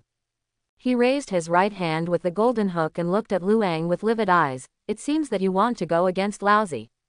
Luang shook his head. No, you said it wrong."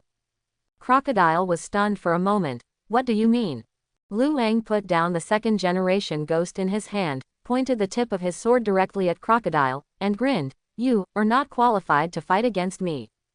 Crocodile's face was as gloomy as water. "You will pay the price for your arrogance." As he spoke, he raised his right hand, and a miniature dust tornado spun rapidly in his palm. Shalon, tornado. With a cold snort, Crocodile threw the sand tornado in his hand towards Luang. Luang looked cold. "You are too weak." He, second-generation Kitetsu, casually swung his hand and smashed the sand into pieces in the air. The next second he chopped his left foot, and blood suddenly floated all over the floor. Luang's eyes turned cold and bloody. He flashed towards the right side of Crocodile's body at the fastest, most terrifying, and most astonishing speed. The next second, a terrifying burst of blood splashed into the air. Aha! Before Crocodile had time to react, he saw a terrifying sword mark that was as deep as the bones from his chest to his abdomen. He was shaking all over, and he knelt down uncontrollably. How could this happen? With a look of disbelief, he passed out directly from the severe pain. One move, instant kill. Seeing this scene, Nicole Robin was completely frightened. Isn't this man too scary? With just one sword, Crocodile, who was a Shichibukai, was instantly killed with just one sword. The speed, strength, and swordsmanship are all beyond immediate imagination. At this moment, Nicole Robin knew that Luang was countless times more powerful than he had imagined. She had experienced firsthand how unfathomable and powerful Luang was from the first time they met, and she knew that she was definitely no match. But no matter how she thought about it, she never expected that Luang could actually kill Crocodile as a Shichibukai with one sword. That is no ordinary little pirate, but one of the Shichibukai recognized by the world government.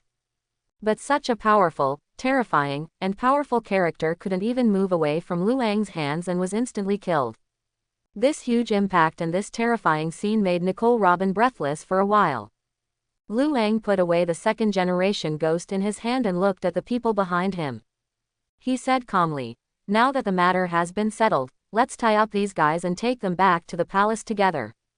Everyone was stunned for a moment, as if their consciousness was still stuck in the confrontation between the two sides just a moment ago.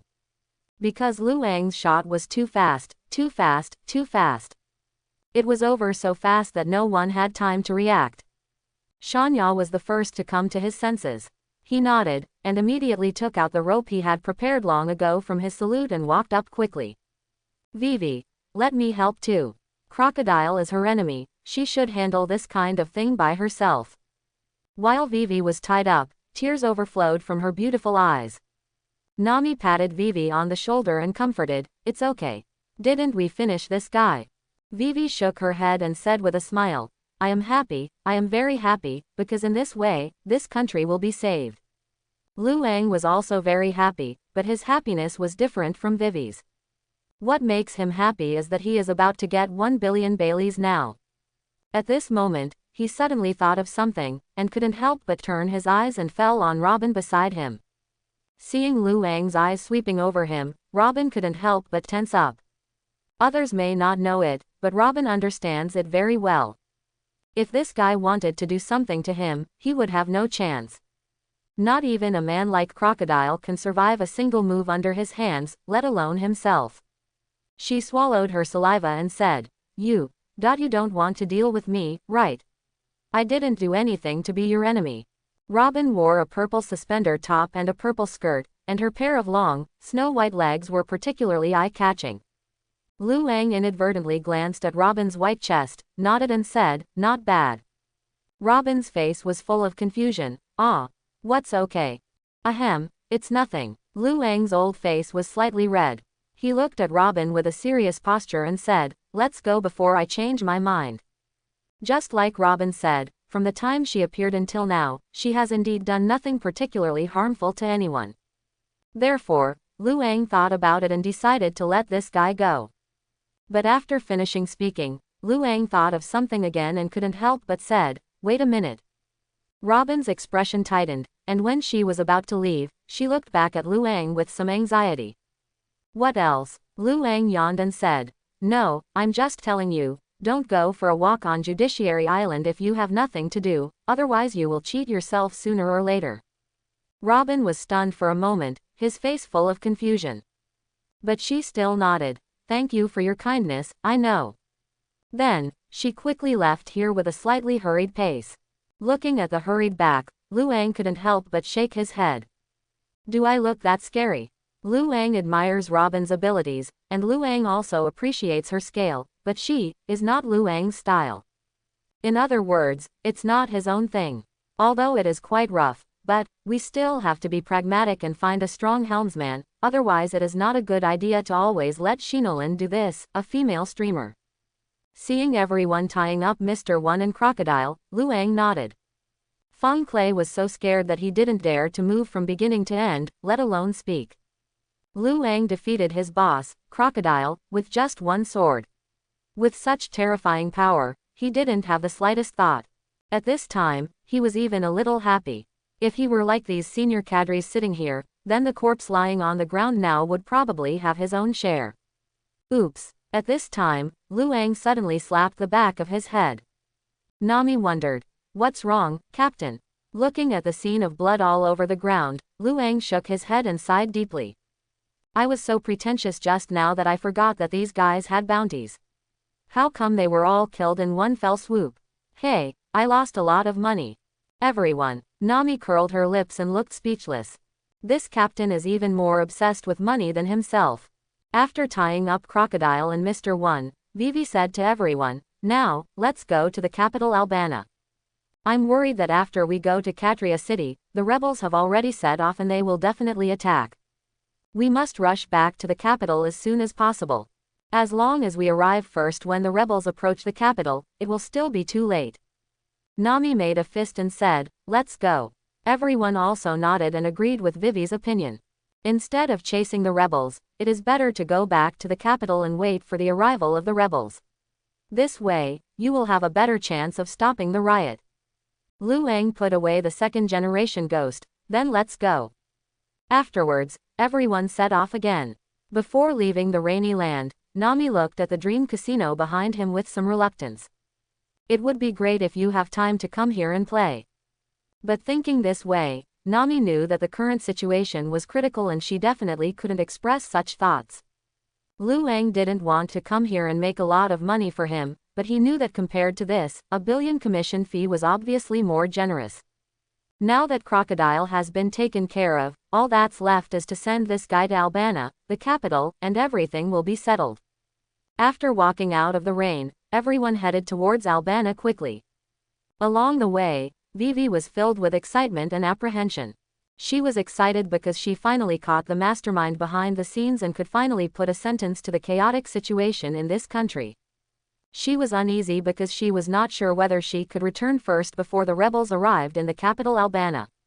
Because they knew time was precious, everyone rushed almost non-stop along the way. When I was halfway hungry, I picked up the dried meat slices I carried with me and ate them. In addition, after the rain ground was further replenished, an extremely sufficient water source was obtained, and everyone was more confident on the road. About 5 days later, with everyone rushing non-stop, they finally arrived at the capital Albana. "Father, I thought I would never see you again, woo-woo." As soon as she saw King Cobra, Vivi rushed towards him, hugged her father, and burst into tears. Her Royal Highness, who had been extremely strong, extremely calm, extremely mature and mature all the way, finally took off her mask. In the blink of an eye, she turned into that weak little girl and started crying. Cobra kept comforting Vivi, patting her on the shoulder, and said softly, "It will be good to come back, it will be good to come back." With Vivi's introduction, King Cobra understood the purpose of Lu Ang's visit. He expressed his heartfelt thanks to Lu Ang for his protection all the way, and soon warmly entertained everyone. After lunch and hearing the truth behind the scenes, the king and all the high-ranking generals were stunned. Seeing the dying crocodile, King Cobra was a little unbelievable. At this time, Crocodile was already dying and was reduced to skin and bones. If Chopper hadn't simply treated the wound and further stopped the bleeding and disinfected it, Crocodile would have gone to heaven long ago. But even so, under everyone's careful care, he and his subordinate Mr. 1 were still skinny and bones. In comparison, Fong Clay is a little better. Because Fong Clay cooperates with everyone's actions. In fact, he was even pulling Crocodile and Mr. 1 along the way. He had no merit but hard work, and with Lu Ang's permission, he got his share of food and water. Crocodile and his 2 men lived a hard life without a meal, and finally arrived in the capital with almost 1 breath left. Cobra looked at Vivi with admiration and said, "Vivi, you did a great job. Now the rebellion can be pacified." Subsequently, under Cobra's order, his men recorded his words in letters. The words in it are naturally the ins and outs of all this turmoil, including Crocodile's conspiracy and calculations, etc., all of which are recorded in detail. Not long after, letters from the king were sent to various cities, villages and towns at high speed. In the letter, Cobra not only revealed all these conspiracies, but also promised to use all his strength to support as much as possible to rescue all towns that were attacked by desert sandstorms. After receiving the letter, Kosha, who was about to revolt and immediately attack the capital, fell silent instantly. He remembered what he said when he was scolded by his father Duotuo before leaving. "You should know better than me what kind of person the king is. There is no way he would do such a thing. You should trust him and give him time and space to deal with all this.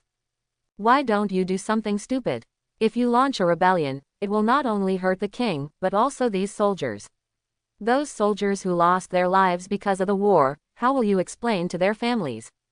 Those reminders that were engraved in his heart, those teachings that reminded him of his life, made Kosha think a lot at this moment. He looked in the direction of the distant capital, thought for a long time, and then murmured to himself, could it be, am I really wrong? To this day, he is still confused. He didn't know whether he was doing the right thing or not.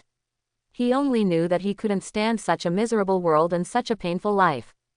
The reason for the uprising is to change all this, to overthrow the foolish emperor, and to rebuild a country that truly cares for the country and the people. But now, this letter tells him that none of this is true, and everyone has been deceived by Crocodile, the conspirator behind the scenes. No, I have to go to the capital to confirm in person.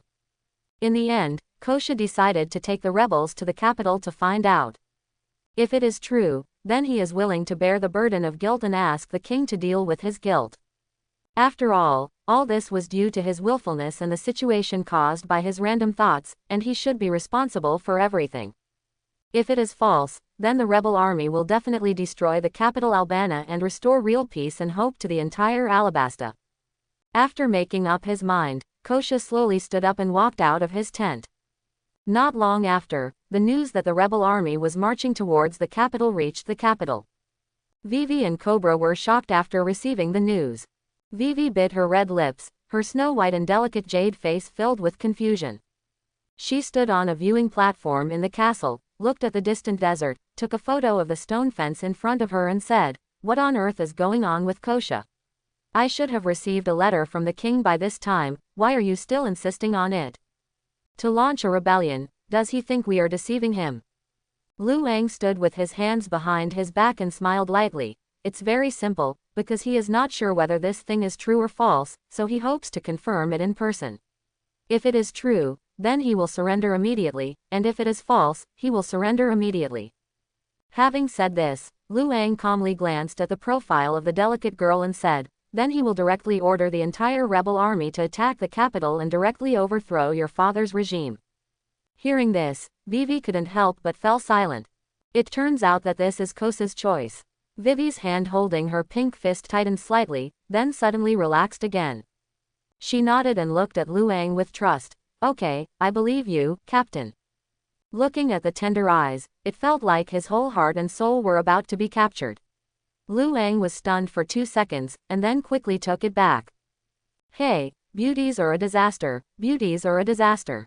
He knew that Vivi was a very beautiful girl, and that her age, status were all top-notch. But after all, I am just a tourist in this world, so I'd better not mess with these girls. He is a very emotional person and will never approach someone easily before he makes up his mind to love him. Otherwise, once both parties fall into it, it will be even more difficult to get out. Lu Ang didn't want to leave this world one day with that heartbreaking feeling. What he hopes is to leave with a trace of happiness and no regrets. Seeing Lu Ang avoiding her gaze and looking into the distance again, Vivi suddenly found herself feeling a little lost for some reason. Could it be that I fell in love with this man unknowingly? Thinking of this, her pretty face turned red. The rebel army was very fast. After 3 days and 3 nights of almost sleepless travel, they finally arrived at the capital Albana. After receiving the news, Cobra naturally opened the city gate and welcomed everyone in. Unexpectedly, Kosha did not let the army follow him in, but walked into the palace alone. The moment he saw Cobra, Kosha pushed up his sunglasses. At this time, he was no longer the child he was more than 10 years ago. Now he has grown into a man who is independent, brave, and smart. He took the letter and came to Cobra. Facing this once kind elder and his identity as a king, Kosha showed no respect or fear at all. He said directly, "Is what you said in your letter true or false?" Cobra didn't pay much attention to Kosha's rudeness. He smiled and said, "Do you think it is true or false?" Kosha was stunned for a moment, then he pinched the letter in his hand and said in a deep voice, "I am asking you this, not you asking me. Tell me what is going on.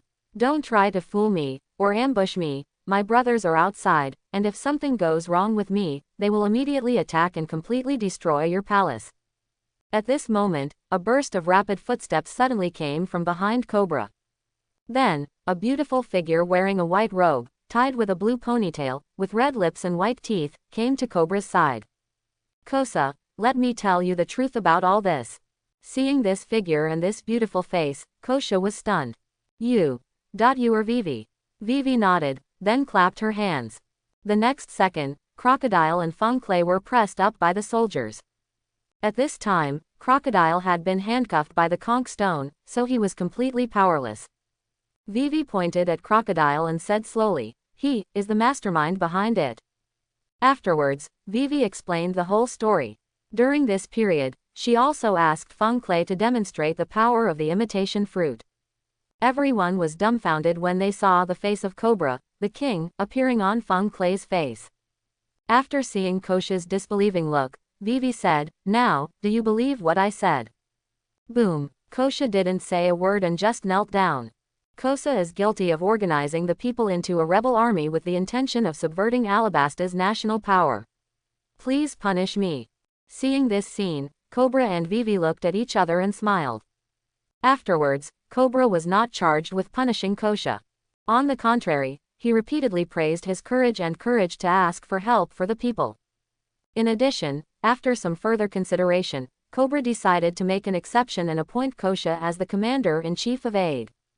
He has only one responsibility, and that is to use his wisdom and strength to cooperate with the country to save all citizens living in dire straits. If you save one, you must do your best to contribute all your strength to the rebirth and reconstruction of this country. Kosha was naturally very happy about this, and quickly disbanded the rebel army and allowed the soldiers to return to their hometown. And Luang, who completed Vivi's commission, also successfully received 1 billion baileys given by King Cobra. Of course, everyone was not in a hurry to leave. After all, it took a lot of effort to get to this desert kingdom. And after working hard all the way for so long, it's natural to relax and have a good rest. King Cobra was naturally extremely happy about this. Afterwards, everyone had fun in the capital Albana. During the day, Nami and Shinolin were led by Vivi to go shopping, and crazy shopping. And Luang took Chopper around to look for food. After all, this is a desert kingdom, and the special snacks here must be extraordinary. Chopper was also extremely interested in this. Originally a vegetarian, he actually began to enter the world of carnivores under Luang's coaxing. And with this change, he would never be able to look back. Because Chalba discovered that this meat is really too fragrant. He had only known that vegetarian food was delicious and had never eaten meat before. Only now did he realize that the delicacies made from meat were much more delicious than he had imagined. Soon, under the leadership of Luang, Chopper also began to go further and further in the pursuit of delicious food. Not long after, Chopper was holding marshmallows in his left hand and skewers of incense in his right hand, eating them from side to side, enjoying himself. Luang was even more exaggerated, grabbing pink roasted camel meat, super sand beef ham sausage, brushed potato tortillas in his left hand, and sand crab burgers, sand shrimp chicken deluxe large burritos, etc. in his right hand. The two of them were upstairs, and as they walked past, they could smell the smell of meat, which attracted passers-by's constant glances. Especially Luang, who has at least 100 delicacies in both hands. It is simply a mobile gourmet house. Chopper took a bite of the marshmallow and his eyes narrowed with joy. Sure enough, the world outside is different. Some are playing and some are reading. It's so exciting. Although he experienced a short separation and sadness, at this moment Chopper felt that he had got a more exciting chapter. At sea, in the desert, in small towns. Along the way, there are really all kinds of thrills. Although sometimes it is dangerous, sometimes it is also very joyful. This colorful life seems to be what he wants. Seeing Chopper's head turning left and right as he ate, Luang also showed a happy smile. This kid seems to be getting used to the adventurous life. The reason why he wanted to take Chopper here to eat this time was because he hoped to let him experience the different customs of each place. He wants this little guy to know that following him will not only bring thrills, but also more happiness.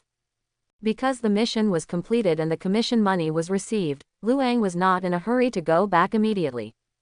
He wants to take Chopper to eat all the delicious food in this city and have a good time before continuing. Desert Kingdom, a place like this, even if he returns to the real world in the future, it is estimated that it will be difficult to encounter it again. If you don't take this opportunity to play with him for 7 days and 7 nights, play with him to the fullest, and play with him to your heart's content, wouldn't this trip be in vain? After all, his original purpose of coming here was to eat, drink and have fun. Getting the bounty is just a matter of convenience. Of course, even if Luang were to die, he wouldn't be able to tell the crew, especially Vivi. If she knew that she was here mainly for fun and to complete her entrusted tasks, this little girl would probably explode. At night, under Cobra's warm invitation, Luang and others also returned to the palace. Soon, a unique banquet began. At the banquet, everyone ate, drank, and had fun. King Cobra even danced the Alabasta national dance on the spot, swaying from side to side and clapping his hands from side to side, which looked very funny. Vivi sang many popular songs from her hometown. She showed off her singing voice for the first time, and it was so good that people were mesmerized. Luang, who was the KTV Meba at that time, was naturally not to be outdone. He went straight up and performed a song of loyalty to the country. Wolf smoke rises, the mountains and rivers look north, the dragon curls up, the horse neighs, the sword energy is like frost, and the heart is like the vast water of the Yellow River. A song about serving the country with loyalty made Luang sing it with soul-stirring spirit, unparalleled heroism, and lingering reverberations. Everyone was excited when they heard it. Although they couldn't understand it, they could feel the unrestrained and heroic spirit in the song. After listening to it, everyone was still immersed in the heroic momentum brought by the song, and it took a moment to come back to their senses. Afterwards, everyone spontaneously applauded Luang. The god of song, the god of song. One more song, one more song. It sounds so good, I have to play another song. As the crowd continued to boo, Luang couldn't help but sang another song, Boundless Ocean and Sky. In this way, everyone kept having fun until very late, and it was not until midnight that they returned to their exclusive guest rooms with a full meal and drinks. Except for Luang, almost everyone else fell. This night can be regarded as the happiest night Luang has had since he came to this world. Standing in front of the window, looking at the bright moon hanging in the black night sky in the distance, Luang, who had been excited all night, suddenly showed a hint of emotion in his eyes. I wonder if the health of the grandfather in the village is still good, whether my parents are still bickering, whether my sister and brother-in-law are ready to get their certificates, and whether the wealthy neighbor's uncle will feed me every day. I forgot. Hey, what's going on, you shameless guy, when will you feel homesick? While talking to himself, Luang soon became sleepy, and unconsciously he lay down on the bed and began to fall asleep. In the next few days, everyone continued to party in Albana for several days. Nami Nolan, led by Vivi, bought piles of clothes, cosmetics, and skincare products. Luang and Chopper ate from one stall after another until they had eaten the entire Albana. Shania is relatively simple. Along the way, I continue to experience various delicacies, learn new cuisines, and purchase some rare ingredients. As the ship's chief cook, he is responsible for everyone's nutrition and health. Therefore, it is necessary to have a better understanding of various ingredients. In addition, he is also constantly learning and improving himself. From the moment he embarked on the journey of becoming a chef, Shania knew that he had to learn throughout his life. Only in this way could he continuously improve his cooking skills. After everyone had fun for a week, they finally reluctantly returned to the palace and said goodbye to King Cobra and Vivi. Before leaving, Vivi gave everyone a deep hug. When it was Luang's turn, Luang kept controlling himself strongly and tried his best not to see some special places. But after the hug, when he felt the deep softness, he still blushed uncontrollably. This feeling, doesn't it have to be so special? Vivi held Luang for the longest time. She even whispered in Luang's ear, "Captain, actually I like you." After finishing speaking, Vivi blushed and gently pulled away from Luang. Then, Vivi turned around and ran towards the palace, with a trace of tears in the corners of her eyes. Obviously, she couldn't bear the pain of separation and chose to go back alone to bear the sorrow silently. Finally, under the arrangement of King Cobra, everyone was carried back to the ship by a group of Karu ducks. As for Crocodile and the two senior cadres, they naturally left with Luang and the others. These three guys combined have a bounty worth hundreds of millions, how can they waste it so easily? Even if Luang agrees, Nami will not agree. In order to make himself more relaxed, Luang casually gave Nami 100 million Baileys and let her use it freely. Luang is not afraid of this guy being greedy. He knows that Nami is a good housekeeper. Her financial management ability is much better than mine. Anyway, he is responsible for hunting pirates and making money. Let Nami take care of the rest. It's so fun to be a relaxed captain. Soon, with Karu Duck's speed, everyone returned to the port in just one day. This guy's speed is as fast as a 1,000-mile horse. It's terrifying to run in the desert. After returning to the port, everyone was ready to escort Crocodile and the 3 people onto the boat, but they did not expect that their boat was seized by Marine. A Marine saluted Luang and said, "Sorry, we are investigating suspicious ships, because there are pirates here, and we must eliminate all ships that may be smuggled away by pirates." Luang said calmly, "Who is your biggest commander now?" When Marine was about to speak, a beautiful woman wearing a bright red lining and a Major General Marine's cape suddenly walked over from a distance. The moment he saw this guy, Luang couldn't help but grin. It turns out it's her. Luang walked happily towards him, raised his hand and said, "Hello, beautiful Miss Tina." Hearing this greeting, almost all Marines were stunned. Isn't this guy too aggressive? Until now, no one dares to tease Major General Tina like this. Those who dare to tease her have more than a few meters of grass on their graves.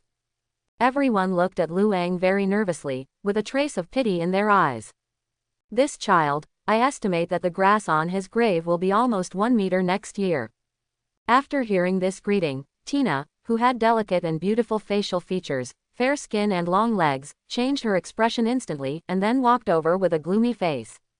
When she saw that the person greeting her was actually Luang, whom she had met in the East China Sea, her expression froze. How could it be this guy? If it were someone else, even a lieutenant general, Tina would not necessarily give him face. After all, she is the perfect marine goddess who combines beauty, wisdom and strength. Except for the 3 generals, there are not many people who can impress her. But Luang was an exception. This guy defeated her in one encounter. The sharp swordsmanship, the speed and unparalleled movement skills and reactions are simply impeccable. No matter how many times Tina reviewed the situation and tried to find any chance to turn defeat into victory, she found that the chance was almost zero. Therefore, since that time, Luang's name has been deeply engraved in her heart. Subsequently, Luang's fame skyrocketed crazily again. By now, its reputation has even begun to spread to the Grand Waterway. Almost everyone who subscribes to Seagull newspaper knows that this star bounty hunter in the East China Sea has done many great things. Especially the murderer Luca, the legendary pirate, was killed, which directly caused many middle-level and even high-level tasks to start to pay attention to Luang. After all, the murderer Luca already had a bounty of 50 million back then. If converted into today's new world, it would probably be at least hundreds of millions of belly. Hundreds of millions of belliries, such a high bounty, is definitely not a small amount even in the Grand Line. The moment she saw Luang, Tina rarely put away her arrogance. Because she knew that her own power was not the slightest threat in front of this man. Tina raised her lips slightly and smiled lightly. "Mr. Swordsman, long time no see." It turned out that when they heard Luang calling Tina, the Marines had already widened their eyes and looked frightened. At this moment, after seeing Tina's such a good-tempered response, everyone was stunned, dumbfounded, and speechless. What happened to Major General Tina? The Marines at the scene were not the ones who had followed Tina before, so they didn't know that Tina and Luang had ever fought in a duel. The result of the duel was that Luang directly defeated Tina with a crushing force. No matter in which era or where, women always worship the strong. Even though Luang was indeed average-looking, it still didn't prevent him from easily defeating Tina. Therefore, Tina gave him the greatest courtesy and respect. This is not because Tina likes him, but because Tina is in awe of him. Of course, Luang didn't want to talk more about these words. Luang smiled and said to Tina, "I have 3 big pirates here. I wonder if the beautiful Major General Tina dares to take them in. Shichibukai in exchange for a bounty." Tina crossed her arms, a look of confidence and arrogance flashing through her beautiful autumn eyes. "Oh, there are no pirates in this world that Tina dares not accept, so just send them over." "In that case, Lu Ang grinned, and then pulled Crocodile, Mr. One and Feng Clay, who were covered in clothes and hats in the distance.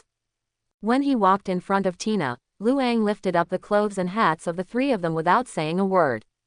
When they saw Crocodile and two senior cadres, Tina and a group of Marines were frightened. Isn't this the legendary Shichibukai crocodile? Tina's face was shocked at first, and she staggered a step. She was breathing rapidly, and her plump breasts were rising and falling, as if she couldn't believe it. You guy actually captured Shichibukai in exchange for a bounty. She bit her red lips and whispered, "This guy is Shichibukai's crocodile." Lu Ang nodded. Yes, if I remember correctly, this guy's bounty seems to be 81 million. Although he has become a Shichibukai recognized by your marine, your bounty list has not been removed. I put him if you grab it and exchange it, it shouldn't be a big problem, right? Tina frowned. She looked at Crocodile, who was silent, then at Lu Ang, and said, "How did you catch him?" Lu Ang smiled and said, "It's very simple, it can be solved with one sword." Tina. Although Lu Ang seemed a little careless, Tina knew that this guy's strength was far beyond imagination. That sword alone was enough to defeat the lieutenant general.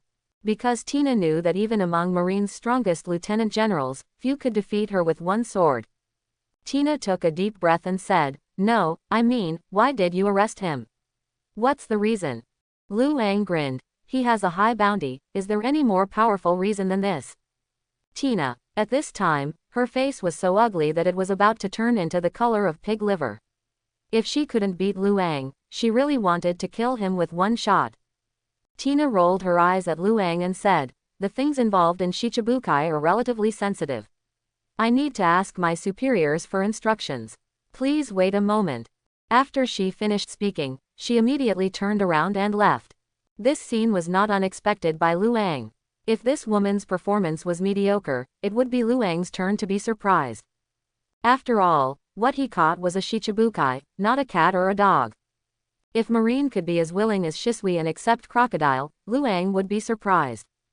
Not long after, Tina came back with a dark face. Obviously, the answer she got was not very pleasant to her. Because, just when she called Fleet Admiral, she was scolded by Sang Guo. Warring States asked whether she was blind. How could Crocodile be defeated by a bounty hunter who had just emerged from the East China Sea? It wasn't until she repeatedly explained and reassured that Warring States finally believed this fact. But Sengoku's answer also made Tina a little unbelievable, because Sengoku told her that this matter cannot be made public and must be handled in a low-key manner. Anyway, we can't let everyone know that Crocodile was defeated by the bounty hunter and was escorted to Marine to collect the reward. Because, in this way, the world government and Marine headquarters will appear to be incompetent. After all, Shichibukai is a trade-off policy adopted by Marine in order to maintain a balance of power with the four emperors. If such a big pirate recognized by the world government is easily defeated by a newcomer, then the face of the world government will be ruined. This kind of thing is not allowed by the Warring States period, and the world government also does not allow it. Tina, who was scolded so badly, was naturally unhappy, but she was unhappy because after all, Sang Guo was her immediate boss.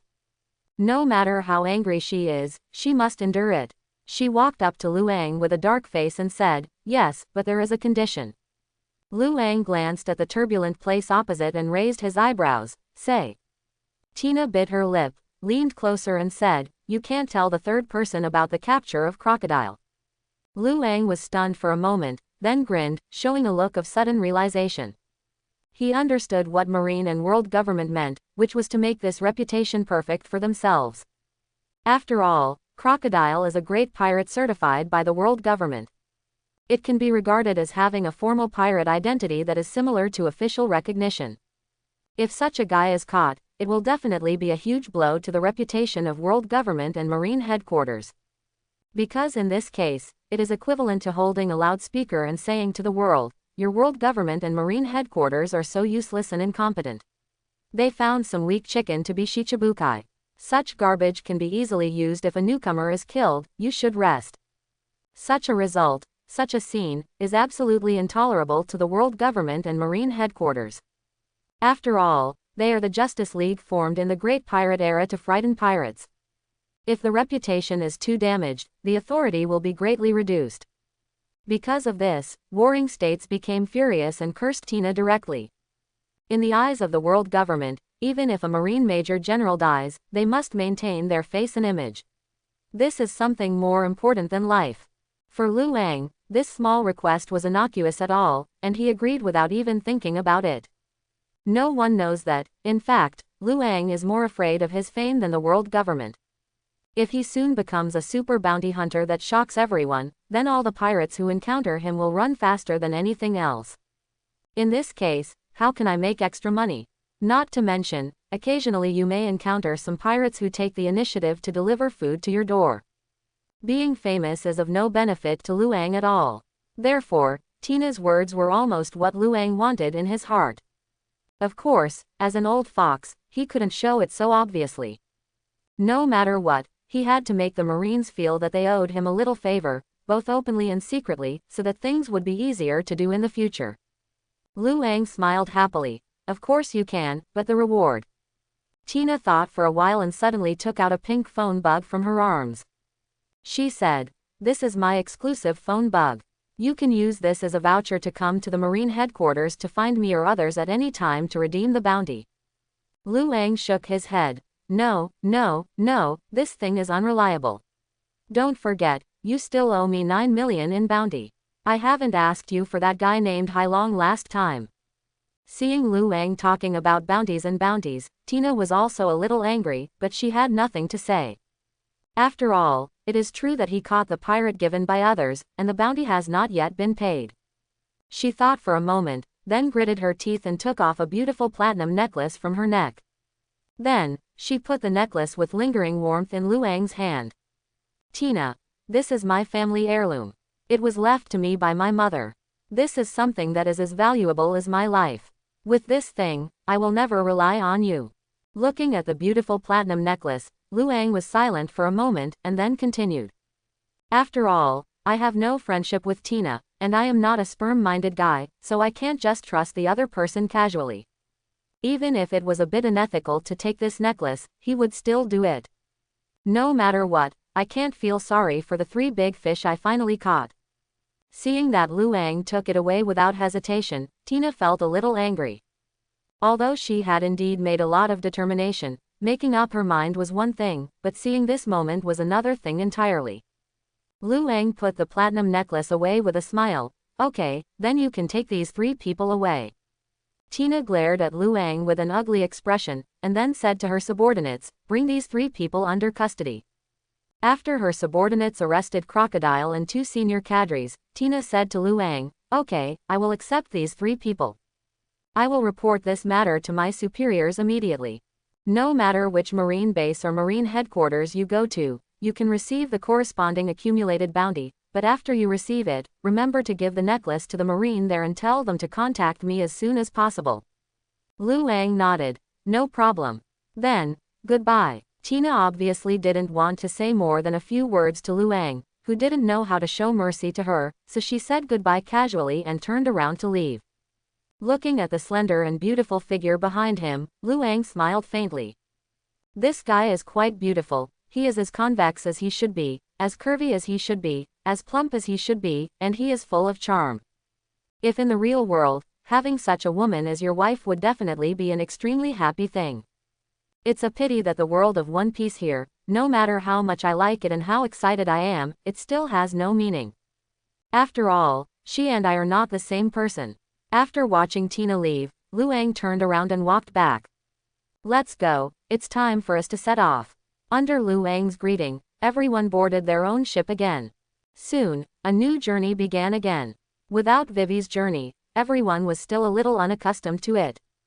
Although it is just a companion on a journey, to a certain extent, Nami and others still regard Vivi as a companion. Unfortunately, there is no such thing as a banquet that lasts forever. As a princess, Vivi has her own mission. Even if she wants to follow the ship, she still has to consider her own country. Between the ship and her own country, Vivi finally chose Alabasta. Everyone understands this very well. After all, Vivi is a princess and she has some responsibilities that she cannot shirk. It was another sunny day, and Luang sat boredly on the deck fishing. Suddenly he thought of something and couldn't help but slap his thigh hard. I'm really out of my mind. Why don't you beat up Crocodile? Hey, his sand elementalization is a pretty powerful devil fruit ability. Thinking of this, Luang felt helpless. If you have this trick, you should make good use of it. It's such a waste. Although Sha fruit is not top-notch, if it can be developed properly, it will be very awesome. Otherwise, Crocodile would not become one of the Shichibukai. The protagonist back then was almost beaten to death, but in the end, Crocodile was defeated by force thanks to the protagonist's halo. Hey, forget it, forget it. Luang sighed and shook his head, his face full of helplessness. He decided that if he encountered someone with devil fruit abilities again in the future, no matter whether it was useful or not, he would do whatever he could. After all, you have so many skills that you never know when they will come in handy. At this time, Chopper, who was also sitting on the other side fishing, suddenly showed a hint of excitement. The fishing line is moving, it's moving. He saw his fishing line suddenly straightening at a speed visible to the naked eye. Then, Chopper gritted his teeth and pulled back suddenly. The next moment, the fat red stone Madara fish, which was fully 30 centimeters in size, was shaking and jumping crazily in front of Chopper. The fish tail even made Chopper's face bigger, which frightened Chopper quickly and threw the thing onto the deck. Luang couldn't help laughing when he saw this, and then stepped forward to help put the stone Madara fish that was finally caught into the bucket. Chopper, you are really amazing. You caught such a big fish in one go. You can have extra dinner in the evening. Luang said while giving a thumbs up to Chopper. This is not a comfort, but a compliment from the bottom of my heart. After hearing this, Chopper couldn't help but blush slightly. Hee, even if you praise me like this, I won't be very happy. Luang shook his head and smiled for a while. This guy is as proud as ever and gets carried away easily. Afterwards, the two people continued to sit down and concentrate on fishing. Not long after, Chopper caught another tuna. Although it was not as big as the previous Madara fish, it was still a harvest. Luang was speechless when he saw this. Why was his luck so bad today? After catching 2 fish in a row, Chopper seemed very excited, and his little face turned red with excitement. Old man Dahai, can you give me some help? I haven't opened for most of the day. If this continues, I'm going to suffer from the northwest wind. Luang shouted in his heart. As if he heard his cry, not long after, Luang's bait finally started to move. Watching the fishing line swaying, Luang looked a little excited. Come on, my dear, you have to bite on Grandpa's bait. This is a delicious snack prepared by Grandpa himself. He looked excited and held the fishing rod tightly. This time, he had a hunch that he would definitely catch a big one. Luang began to exert more force, and he found that his fishing line began to get tighter and stronger. It's as if the end of the fishing line is a super sea fish, rolling and struggling crazily in the water at this moment, trying to get rid of the bait. But the more the opponent pulls, the more excited Luang becomes, and the harder the opponent pulls, the more excited Luang becomes. Luang grinned. Hey, grandson, you can jump with more strength and see which one is better, you or your grandpa. If I don't pull you up today, Grandpa will take your surname. Just when the fishing line was pulled into a straight line, swinging wildly in the sea and swimming away, Luang exerted his strength and pulled it up. Then, a huge round object crossed an arc and was suddenly thrown onto the deck by him. I hope everyone will support it and subscribe more.